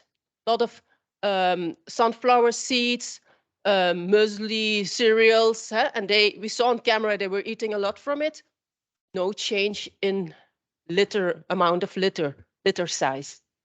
So we have the hypothesis that, based also on the fact that Stephanie had in their breeding program with introducing more animal proteins, high litters, one of the factors, that we have a problem in our soil biodiversity.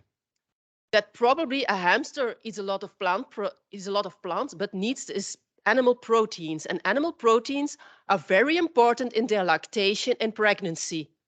At the moment, we don't know how big the litter size is when they get born.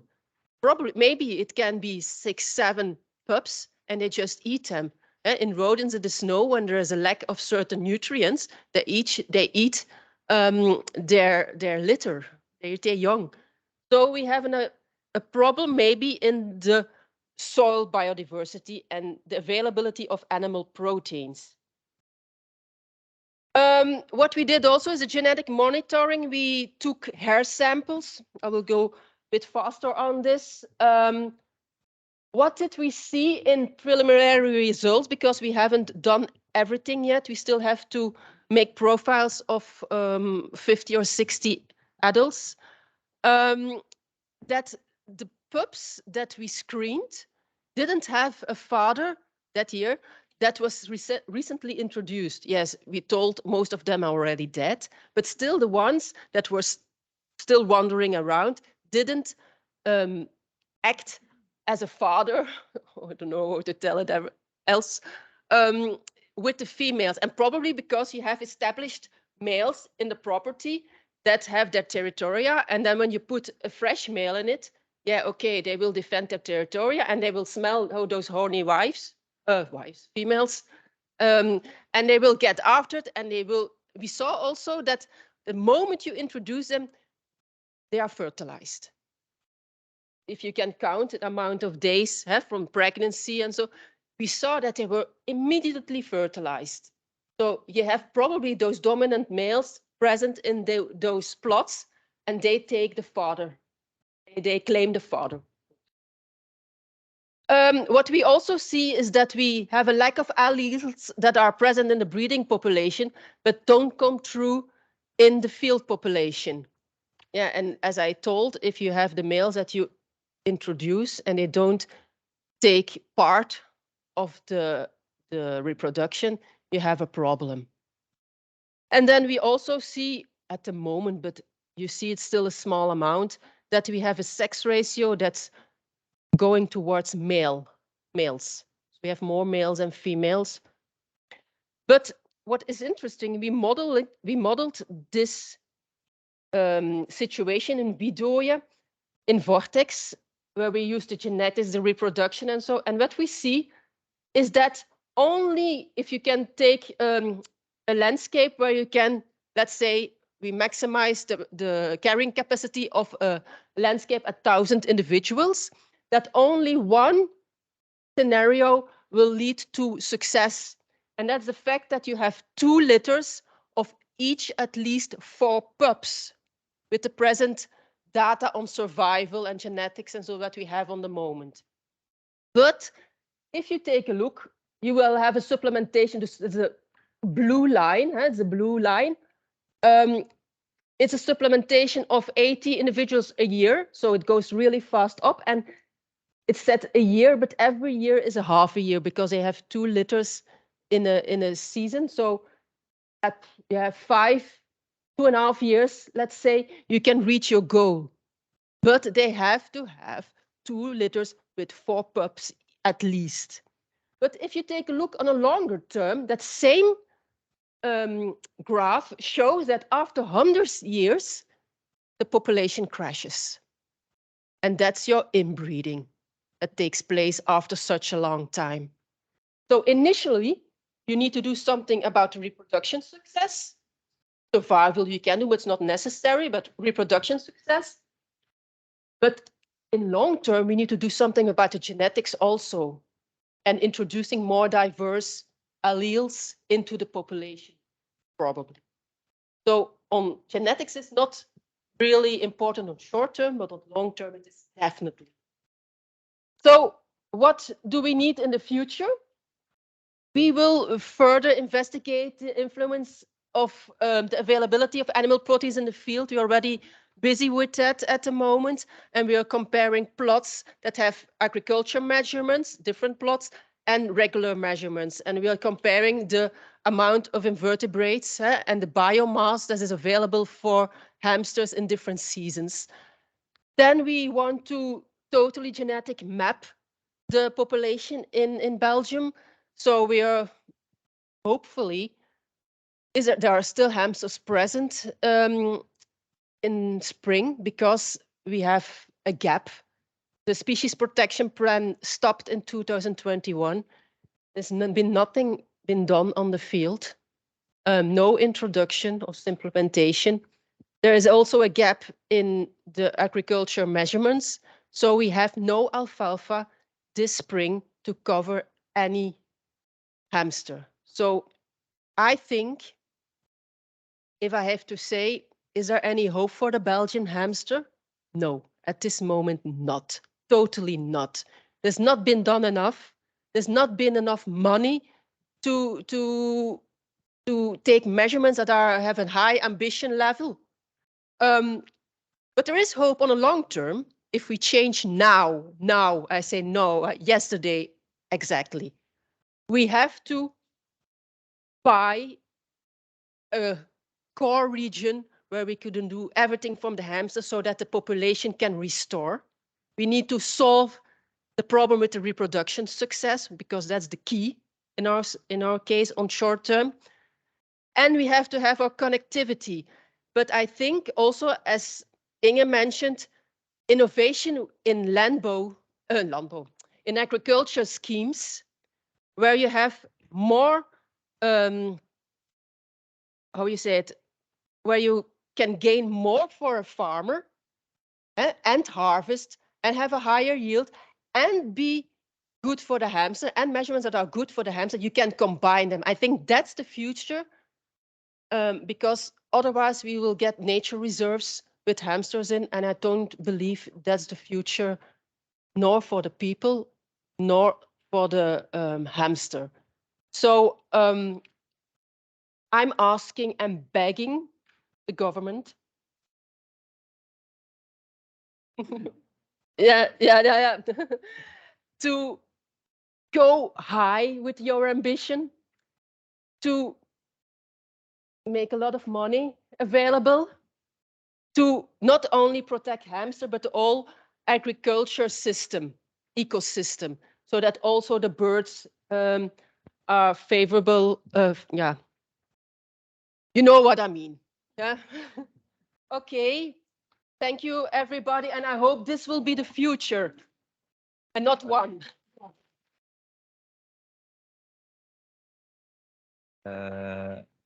Thank you, Sarah, for your clear messages. If you minutes, I think I just have to clarify that we also have had invited Jelle van den Berg, working for the Flemish company, this week. but I'm sure that Philip will pass the message and we will pass on the message. I think what Sarah also demonstrated is that, and as I already mentioned, it's hard politically. There's a broader picture, but also that we have spent a lot of money during the past decades without there being any long-term vision. And this is very damaging also for politicians that do want to motivate why we need to spend money, because ultimately the fact that the hamster is disappearing is used by critics of this policy as another proof of that, look, you're spending a lot of money and it doesn't work. And here we notice why it doesn't work. And I think it's But and actually we didn't spend that much money. That's no, no, I'm but not saying that you spend no, but money from everybody. the perspective of if I go to a person on the street and I say that spent 800,000 euros, Didn't. You even didn't. Yeah, no, that's the point. There was 800,000 euros available, but we actually from ANB, from the Flemish government, we only used 300,000 euros. And I think for the agriculture part, it was also not entirely used. So it's but I agree with Sarah. I think she knows my vision on that. We need to be more ambitious, and we need to spend more money. But I think in any event, even let alone the amount, whether it's 300,000, 800,000, 3 million, that it's crucial to have effective policies in order to motivate why you keep spending money on a rodent species. I mean, you can of course tell the story about the keystone species, and that's very valuable.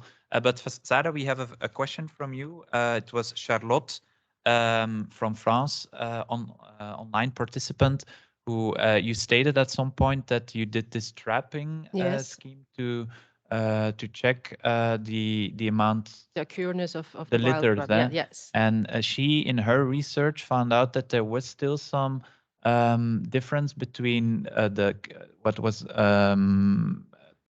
taped on the cameras, what she saw on the cameras, and what she found in her cages, the trapping. And then she wonders, did you do that for consecutive nights or just one night? Or? No, just one night. One night. Yes, but because we didn't have much burrows, we had only a few burrows where we knew there were litters. There was a litter, so we did it only for one night. Okay, but yeah, Charlotte, you can enter into contact with Sarah. We will provide all the details on the website if you want to discuss it further and exchange experiences. There is a question from the audience. Could you please pass on the mic?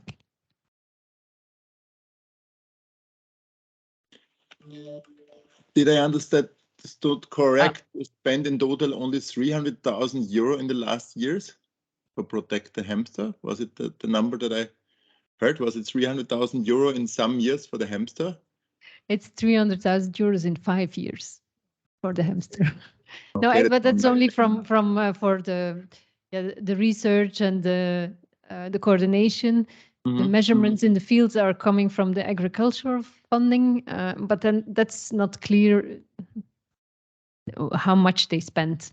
But that will not be a very high number, because we went from those 25 hectares to 92 hectares. So that's not a mind-blowing amount that we gained. So I don't think it will be a mind-blowing amount of money that they spent neither. But it's in 5 years.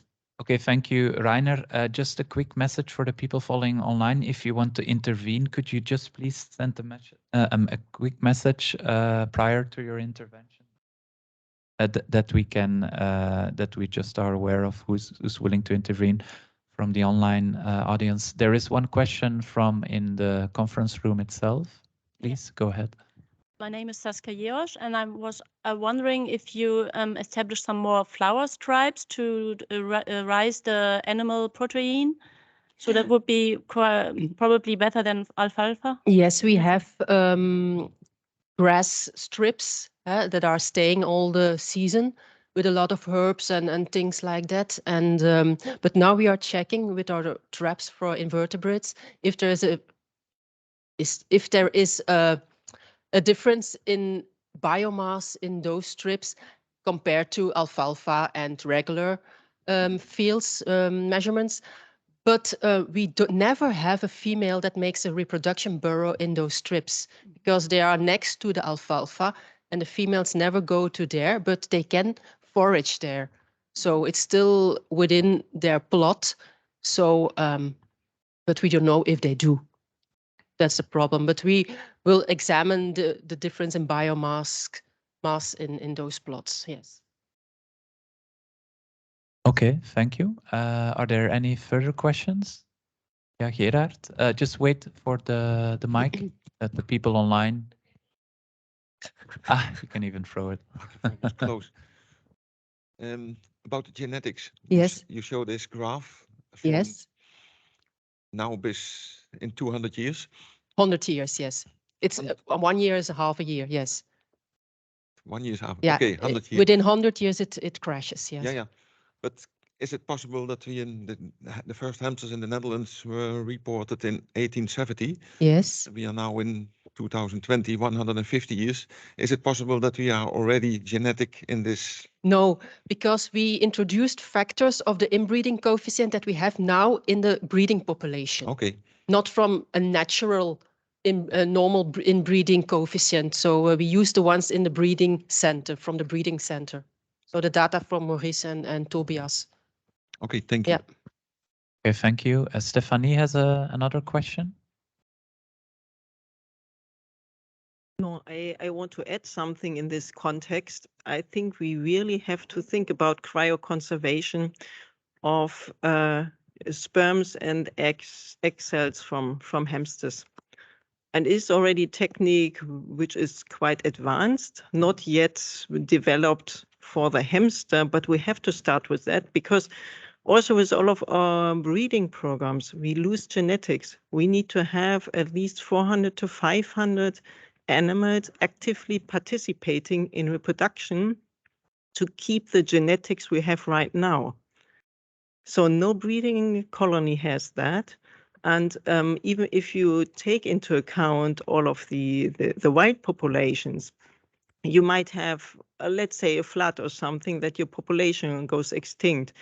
So it should be good to cryoconserve the animals of all different phylogeographical lineages that we can later then reintroduce genes which or alleles which have already been lost.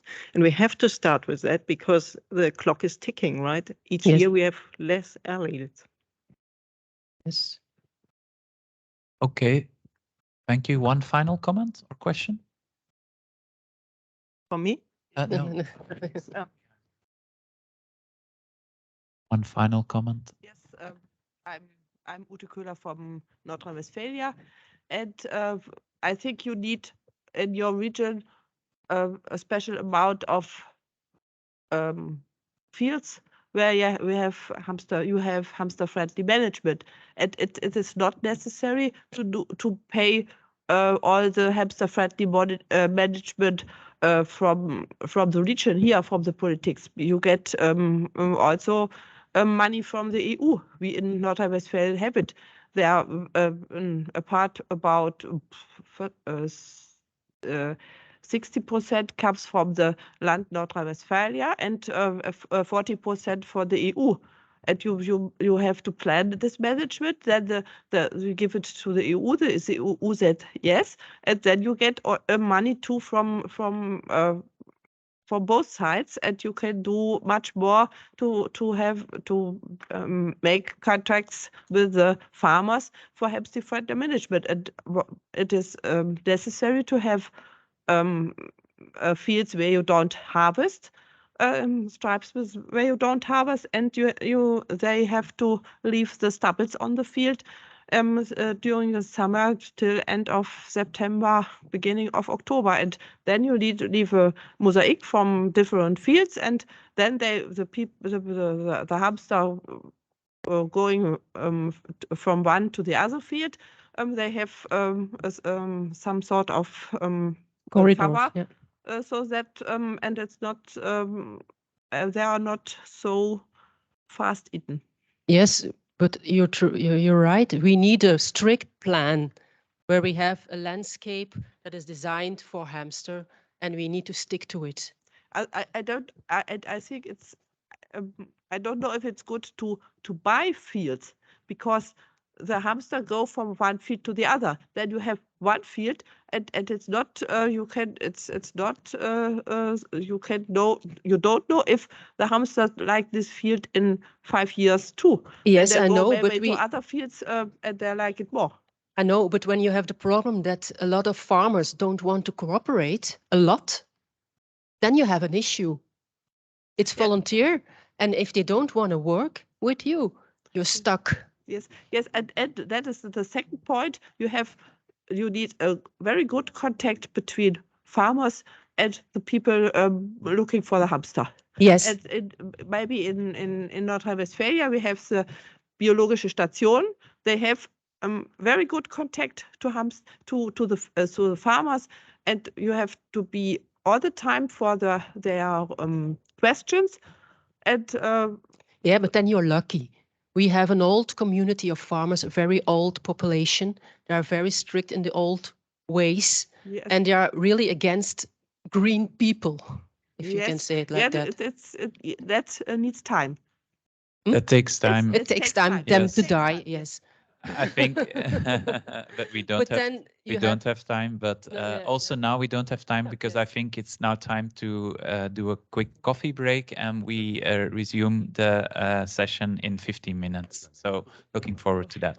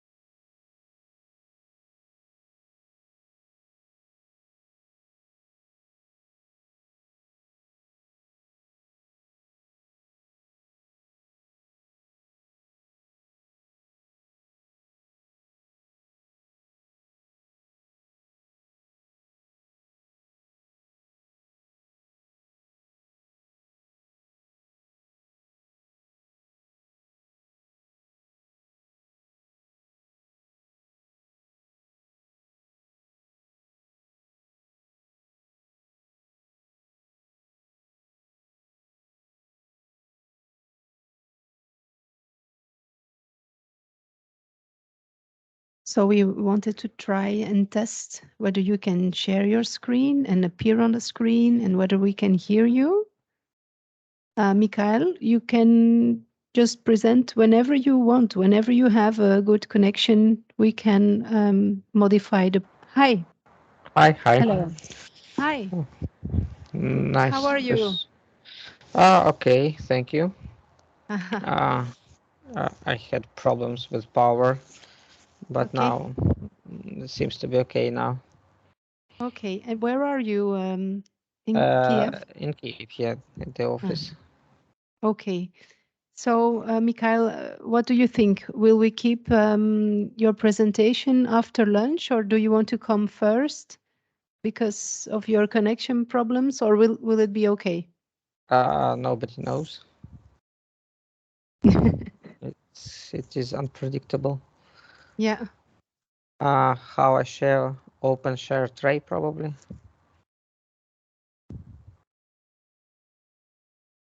How do I share screen?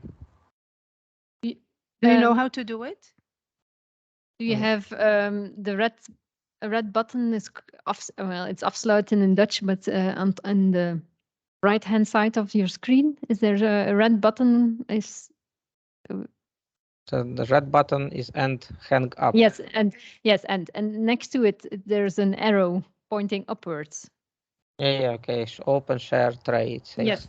Yes, and then you can normally share your screen. I would like to record this computer screen. Open system preferences.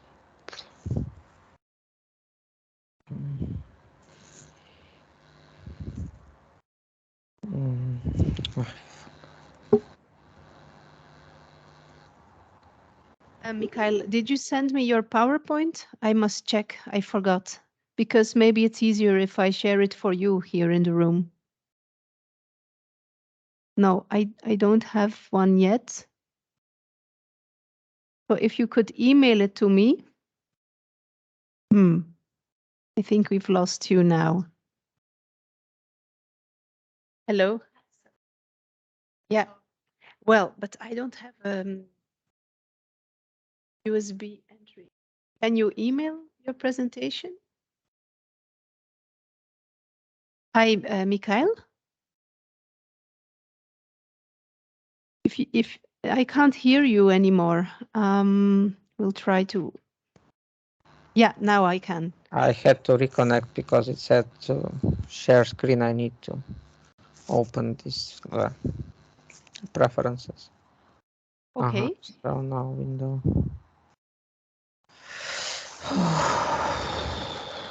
Just a moment.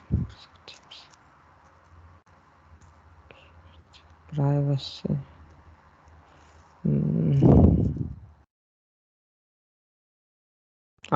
Okay.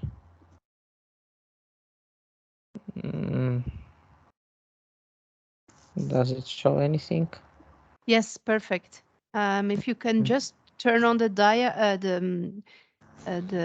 full screen here on the bottom, you have this dia screen. If you click on that, and then we can see only the slide, not the. Don't see it. Option of I don't know how to where to. To the bottom, next to the minus sign. Minus. Yes, there. If you go down, down, and then to the left. Yeah, a bit more. That over there. Lower, bit lower, next to the minus sign. Yeah. I don't see minus sign. Sorry. Sorry. That's strange. I can see it. It's okay if it's like this. It's okay. Maybe can you send me your PowerPoint by email? Just a second. But then I won't be able to scroll it. I can do it for you. If you just say next slide. Just a moment. Where is this animation? There should be somewhere. So.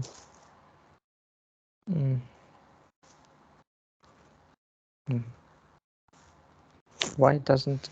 I don't know why, but the hotkeys doesn't work. Okay. Can you just go to the next slide with your mouse? Okay. Yeah, like this. It's okay. Yeah, but I want to open the full screen.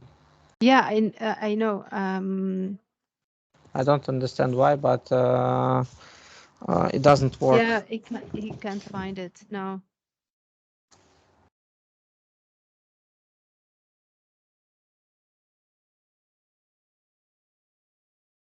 On the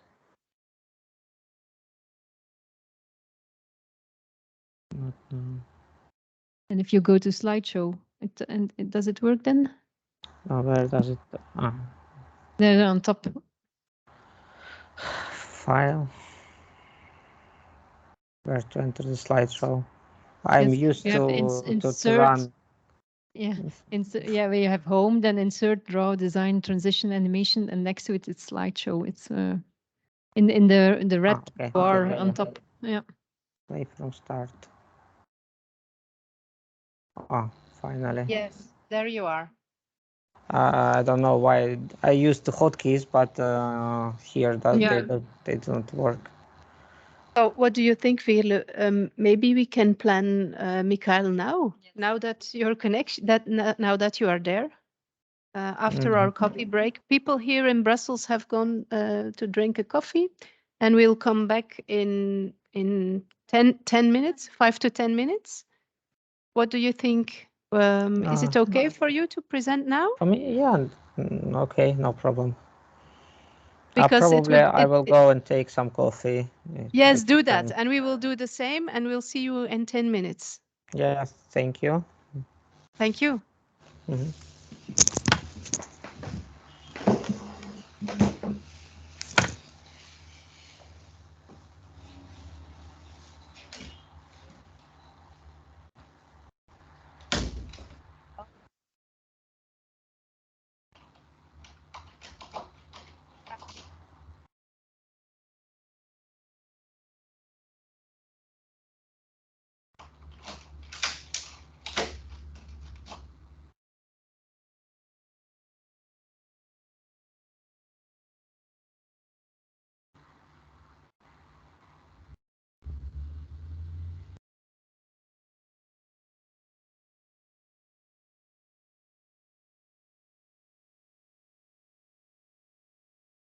Yeah, okay.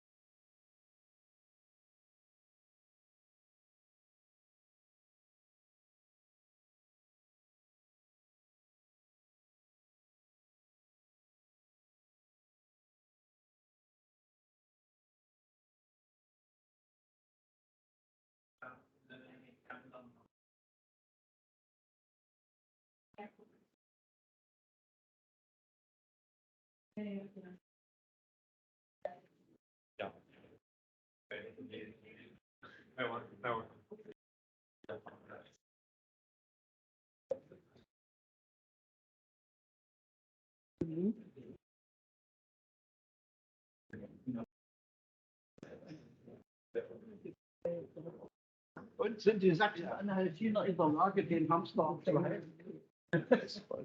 Leute, das Wort jetzt mal machen. Sachsen-Anhaltiner. Okay. Halten.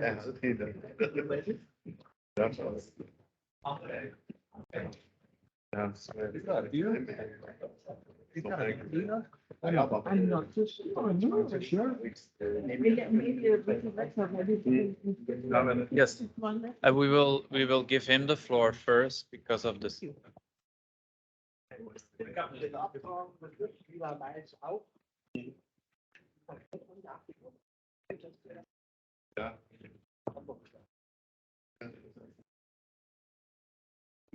Wo ist denn der Jörg? Werden wir abgehört?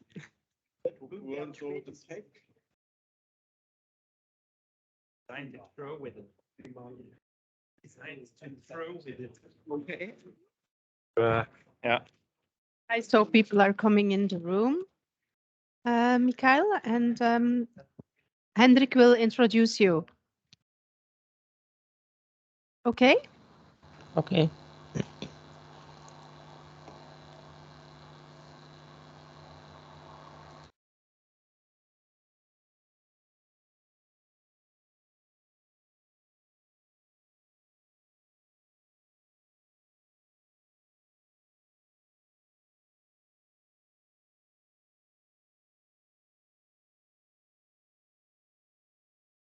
Okay, so could all of you please go to your seats because it's now time to restart.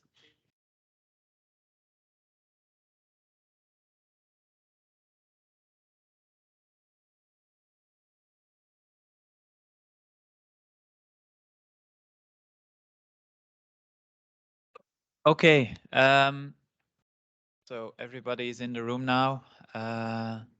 I want to quickly seize the opportunity since Mikhail is now joining from Ukraine, Kiev, and you were not present in the beginning, so you didn't hear my introduction, if I recall correctly, Mikhail. I will quickly repeat what I've said, and then we can give you the floor now to do your presentation, if that's okay with you.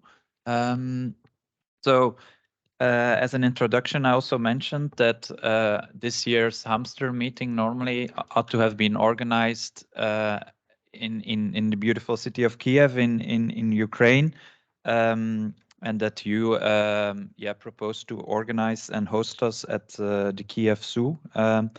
But sadly enough, the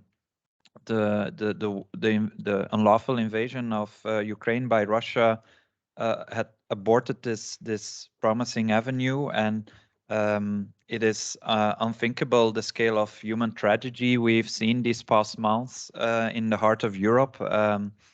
And I therefore want to reiterate what I've said before, Mikhail, that we want to express our deepest sympathy for you and the Ukrainian people, for those who have lost loved ones in the war, those who are injured, those who are fighting to defend their home country against this unlawful invasion of the territory of Ukraine.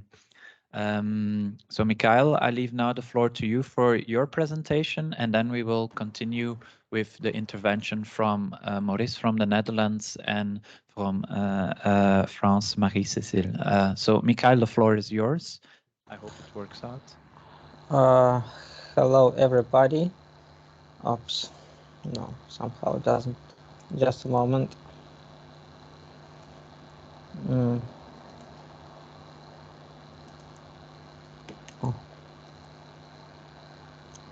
Not sure how does it.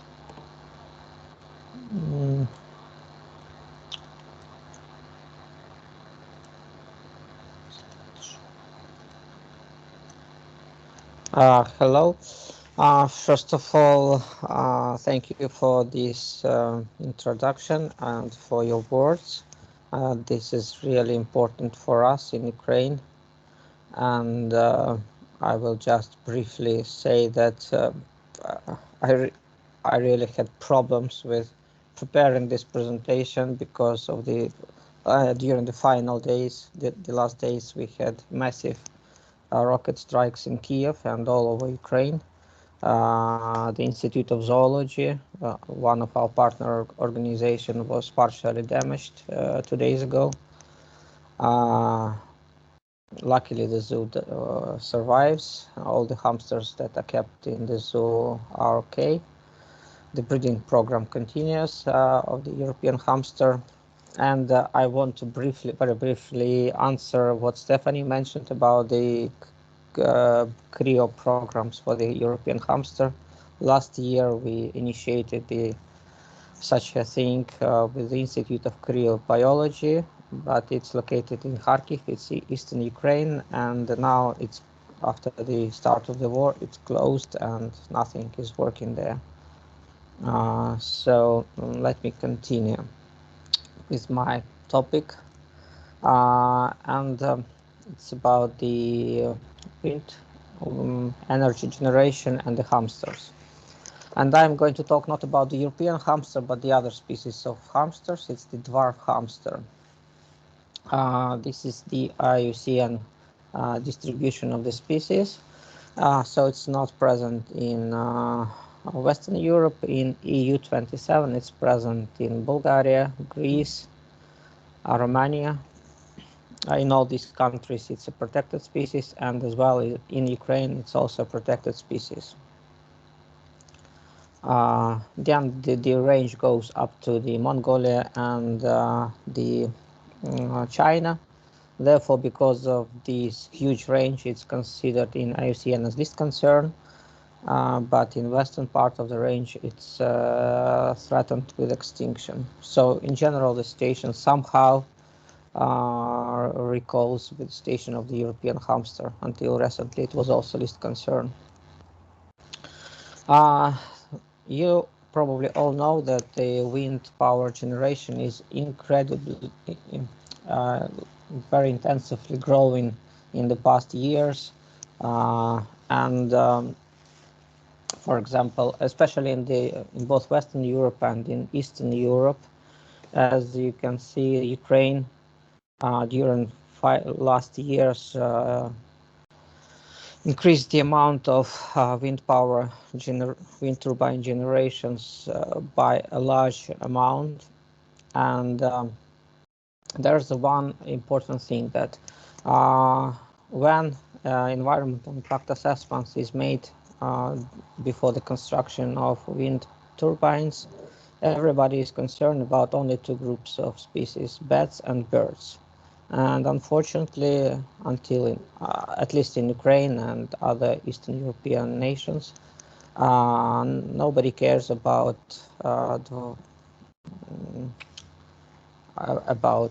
ground-dwelling species and rodents and hamsters, particularly. And here's the map of most of all the large wind turbine wind power plants in Ukraine. And as you can see, the distribution of these power plants are mostly along the sea coast, and it more or less coincides with the modern distribution of the dwarf hamster in Ukraine. This is our study area. We studied the two locations in Kherson and in Zaporizhia regions, both of them located near the Azov Sea. And Sivash power plant was previously the largest station in Ukraine with 63 turbines operating. And the Zofia wind power plant was supposed to be the next largest station with more than 250 turbine generate VTG plant. But finally, they decreased the amount of VTGs to be constructed, and also based on our pre-construction survey. As you can see, both of them are located very close to Crimea. And both of these power plants were financed, their construction were financed by Emergy. This is the Norwegian funded agency, Norwegian agency. Here is more closely the localities of the dwarf hamsters in the region, based on our survey on different parts of the Kherson and Zaporizhia Oblast. What's the problem with the wind turbine? Normally people only think about when they are operating that probably they can kill some bats or birds, but we saw that the construction of wind turbines leads to a massive soil destruction with plant vegetation degradation on huge areas. And the other factor is the construction of very large road connection. So normally these power plants are built on the sites with no roads, and they create a new threats to so they both destroy the habitats of many species on one hand. On the other hand, they pose a threat of of separating the species, and I will return to this road problem in a while. Okay, and due to our surveys, we found that the preferable habitat for the dwarf hamsters is these narrow patches of either tree lines or grass lines between different fields. And unfortunately, these exact places in most cases are selected for construction of VTGs and for construction of road network. First of all, because the croplands are valued, as was said previously. Today, farmers do not like for the land to be wasted for something. Even they are paid for when the VTG is located on their land, they still don't want it to be like that. So they prefer for these parts with natural vegetation to be destroyed and turned into the infrastructural objects. We performed on two survey sites. This is the survey of Sivash wind power plant. This is the border with Crimea. Unfortunately, when we started our survey, it was the wind power plant was already under construction, and we found that there were no hamsters present on the locality, on the site, but we do found the hamsters present on the neighboring areas. Therefore, we speculated or assumed that probably the construction of the large massive wind power plant resulted in the degradation of local population of hamsters. These are some images from so they just destroyed large pieces of land and some small mammal trapping that we performed outside of the construction areas.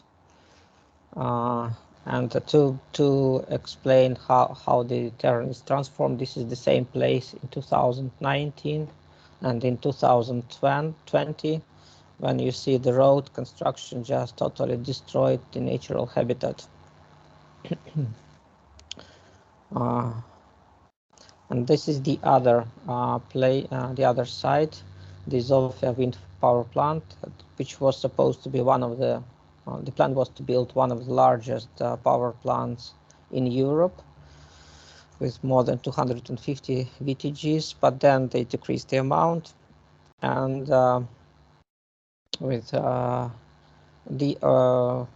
original, so the length of this plot is about 40 kilometers north to south and more than around 20 kilometers east to west. So this is really a huge area, and they plan to construct at least 170 kilometers of new roads. And luckily on this site we were able to perform the pre-construction survey in 2019. And this is the map of our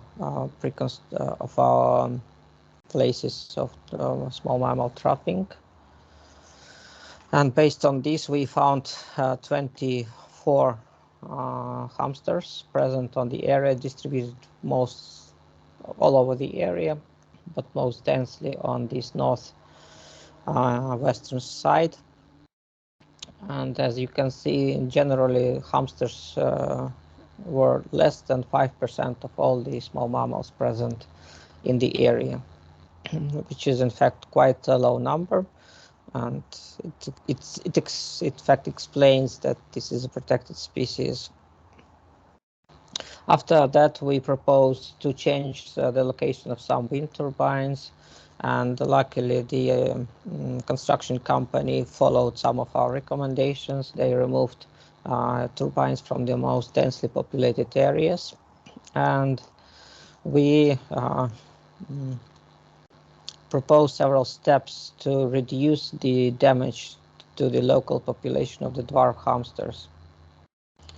So in general, it's to make a detailed pre-construction survey in small mammals, as we did it. Move construction site whenever possible if threatened mammals found. And in some cases it was done. If the moving of the construction object is not possible, then we recommend first of all to translocate the threatened animals from the construction area. Then we propose to make a captive breeding with further reintroduction after the recultivation of the lands, and after the finish of the construction project to continue detailed monitoring.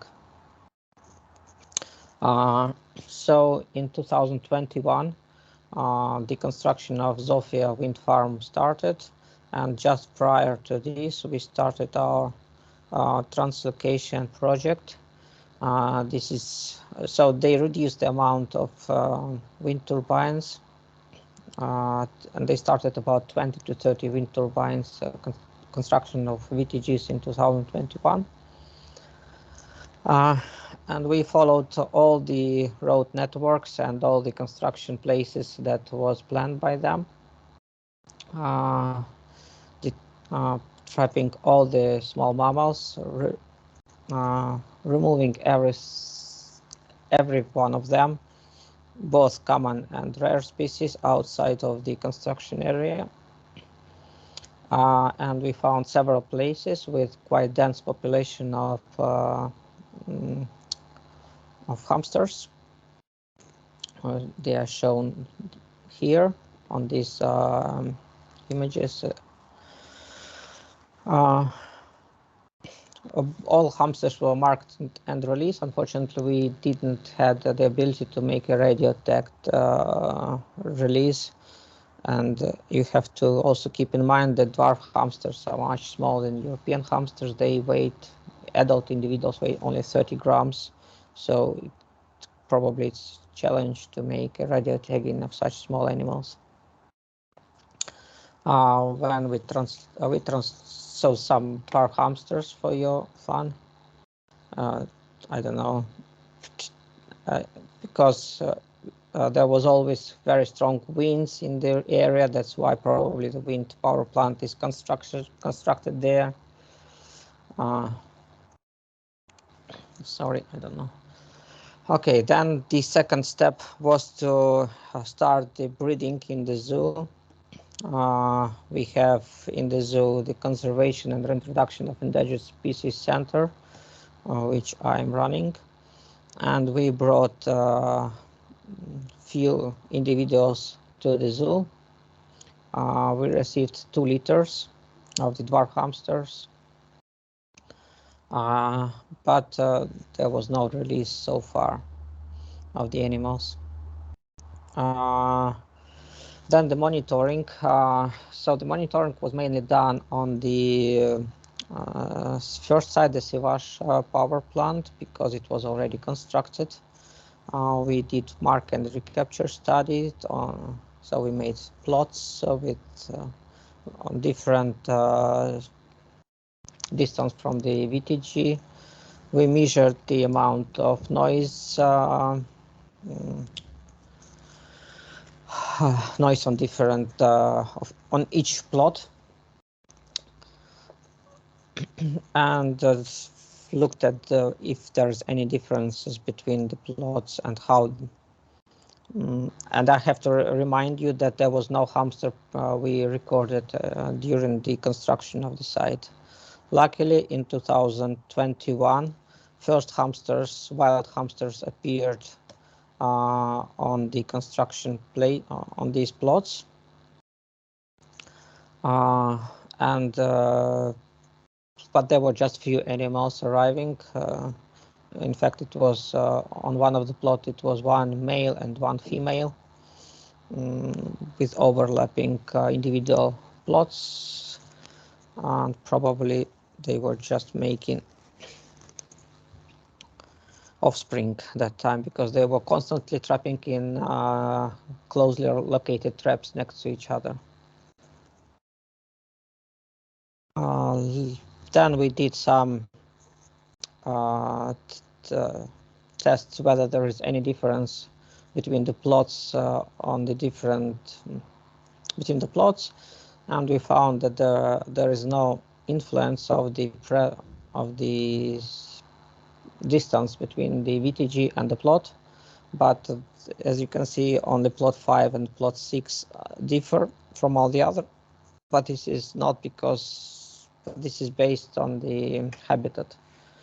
There are slight different habitats between these two groups of plots, and this is probably the reason behind these two between the difference between plots 5 and 6.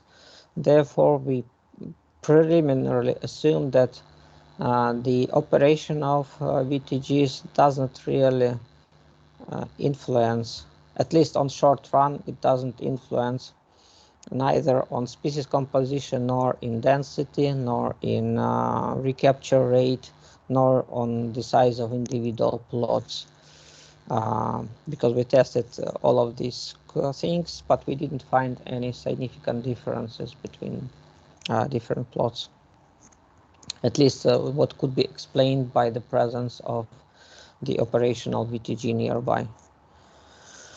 And but after all of our projects were terminated because of the invasion. On the 24th of February, both the construction sites were captured by Russian troops. And at the end, I'm going to show just 2 images of the fields of cereals. And you can see the intensiveness of bombings in different parts of Ukraine. And probably you can imagine that some hamsters, or European hamsters, or dwarf hamsters, could be simply killed by such intensive bombardment. Thank you for your attention.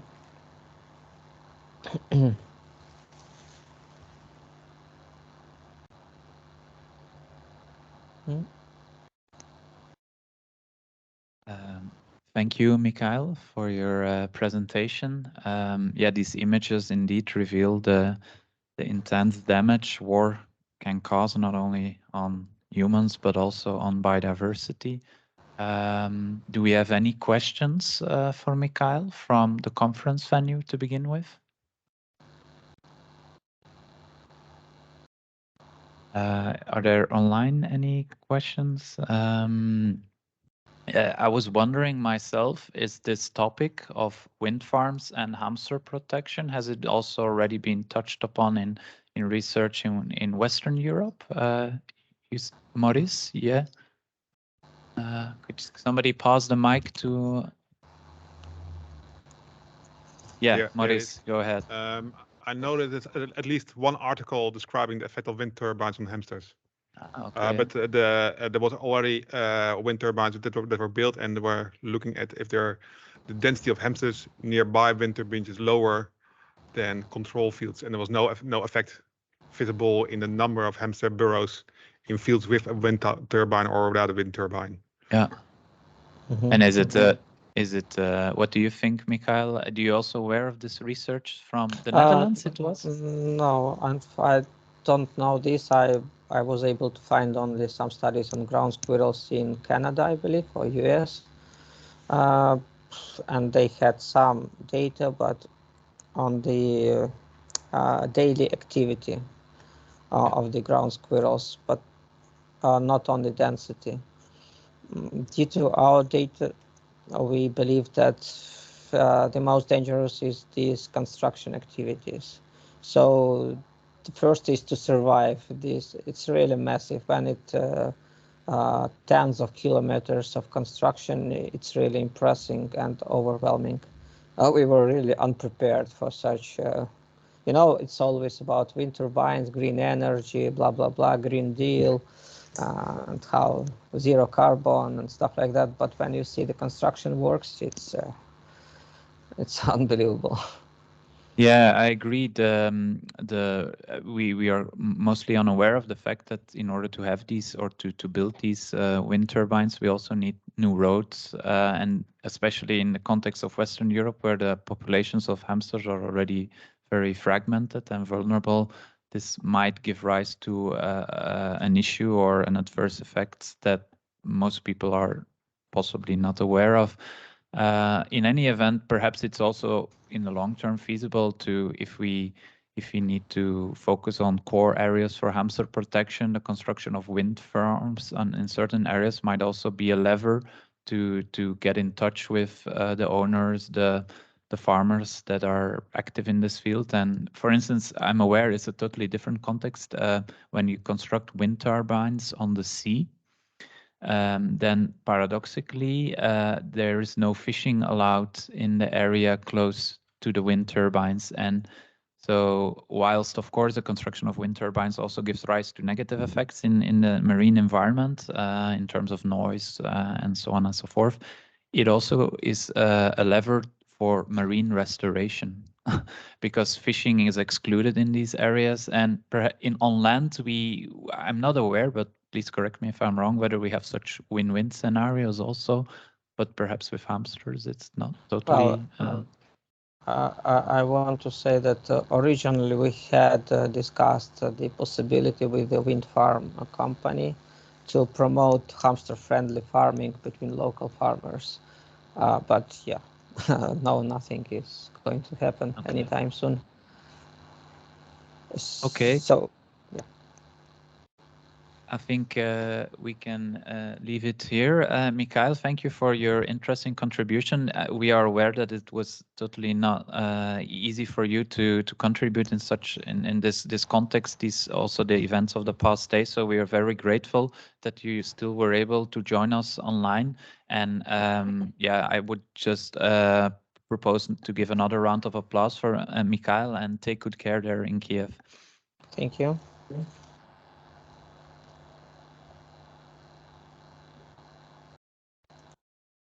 And now we move to the Netherlands, the province of Limburg, if I recall correctly. And Maurice is gonna give a quick state of affairs on the conservation of the wild hamsters in the Netherlands.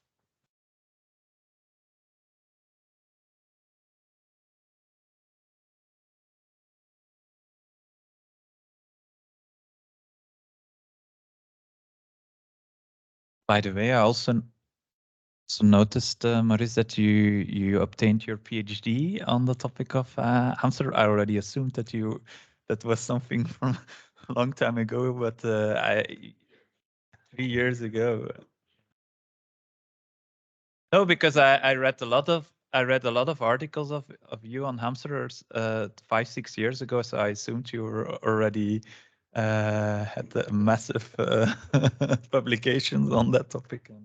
But so it's from 2020, yeah. So congrats on that. It looks very interesting.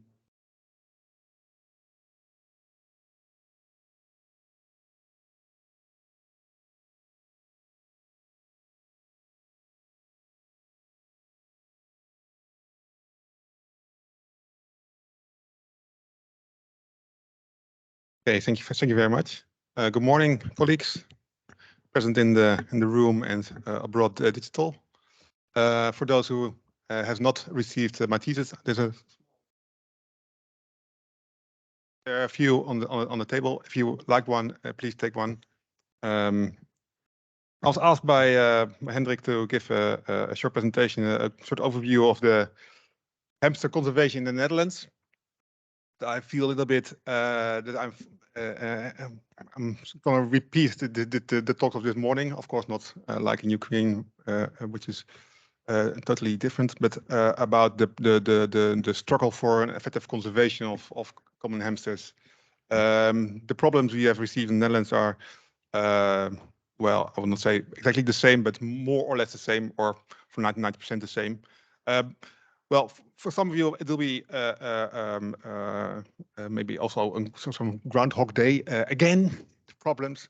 I have presented parts of this already on earlier meetings, but I will give a short overview of the last 20 years.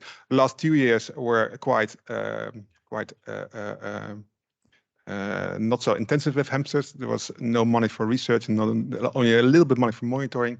So I did not too much on hamsters the last 2 years. If you know the current situation, ask Gerard. He knows the best, or Rick. Let's see if it works. Yeah. Okay. Let's start with the first slide. It's about the decline of the hamster, which we know we started in the Netherlands in the 90s. You see that the blue you call it bulk? Oh, no. You see the figure. It's decreasing, and in 1999 we lost the last population, and the red ones are the reintroduced populations. These are the number of square kilometers with the presence of hamsters. And if you look at the map, you see that the population became fragmented, and once you become fragmented, your population becomes smaller. You get an extinction vortex, and within a few years, you are extinct. Well, the first question we got when we started to in the conservation of hamsters was, why don't we bring hamsters from abroad, from Germany or Central or Eastern Europe to the Netherlands? And if you look at the genetics, each point at the map is one hamster. It's clear that there are genetically different hamster populations throughout Europe. A Dutch hamster is the same as a Belgian hamster, is the same as a hamster in North Rhine-Westphalia, but another hamster than in France or in Germany. There is different. It's still hamsters. In the long term, if genetics will kill, the inbreeding will be too high. Maybe it's important to import a hamster from maybe France or Germany if there's still hamsters then left. But at the moment, it's better to focus on the conservation of hamsters in this region, the Belgium, Netherlands, North Rhine-Westphalian region, the BNN region. And the open symbols are no, there's other talk. Okay, this is how extinction looked like. The line, the black line, was the historical distribution of the hamster in our regions. Netherlands is in the middle. We are the bridge between Flanders and Germany, and the red dots are the last 5 populations left at the end of the 21st century. We first lost the population in the Netherlands in 2002. Then we lost the population in Romeskier in 2005 in North Rhine-Westphalia. Then we lost the population of Bertum in Leefdaal in Flanders. Then we had the last individual near Wiedooij, the last wild individual. And in 2016, more or less, the last population near Tilburg became virtually extinct. This is how extinction looked like. So within 15 years, you lose your population, your animals, and you're lost. But fortunately, we trapped the last individuals from the different populations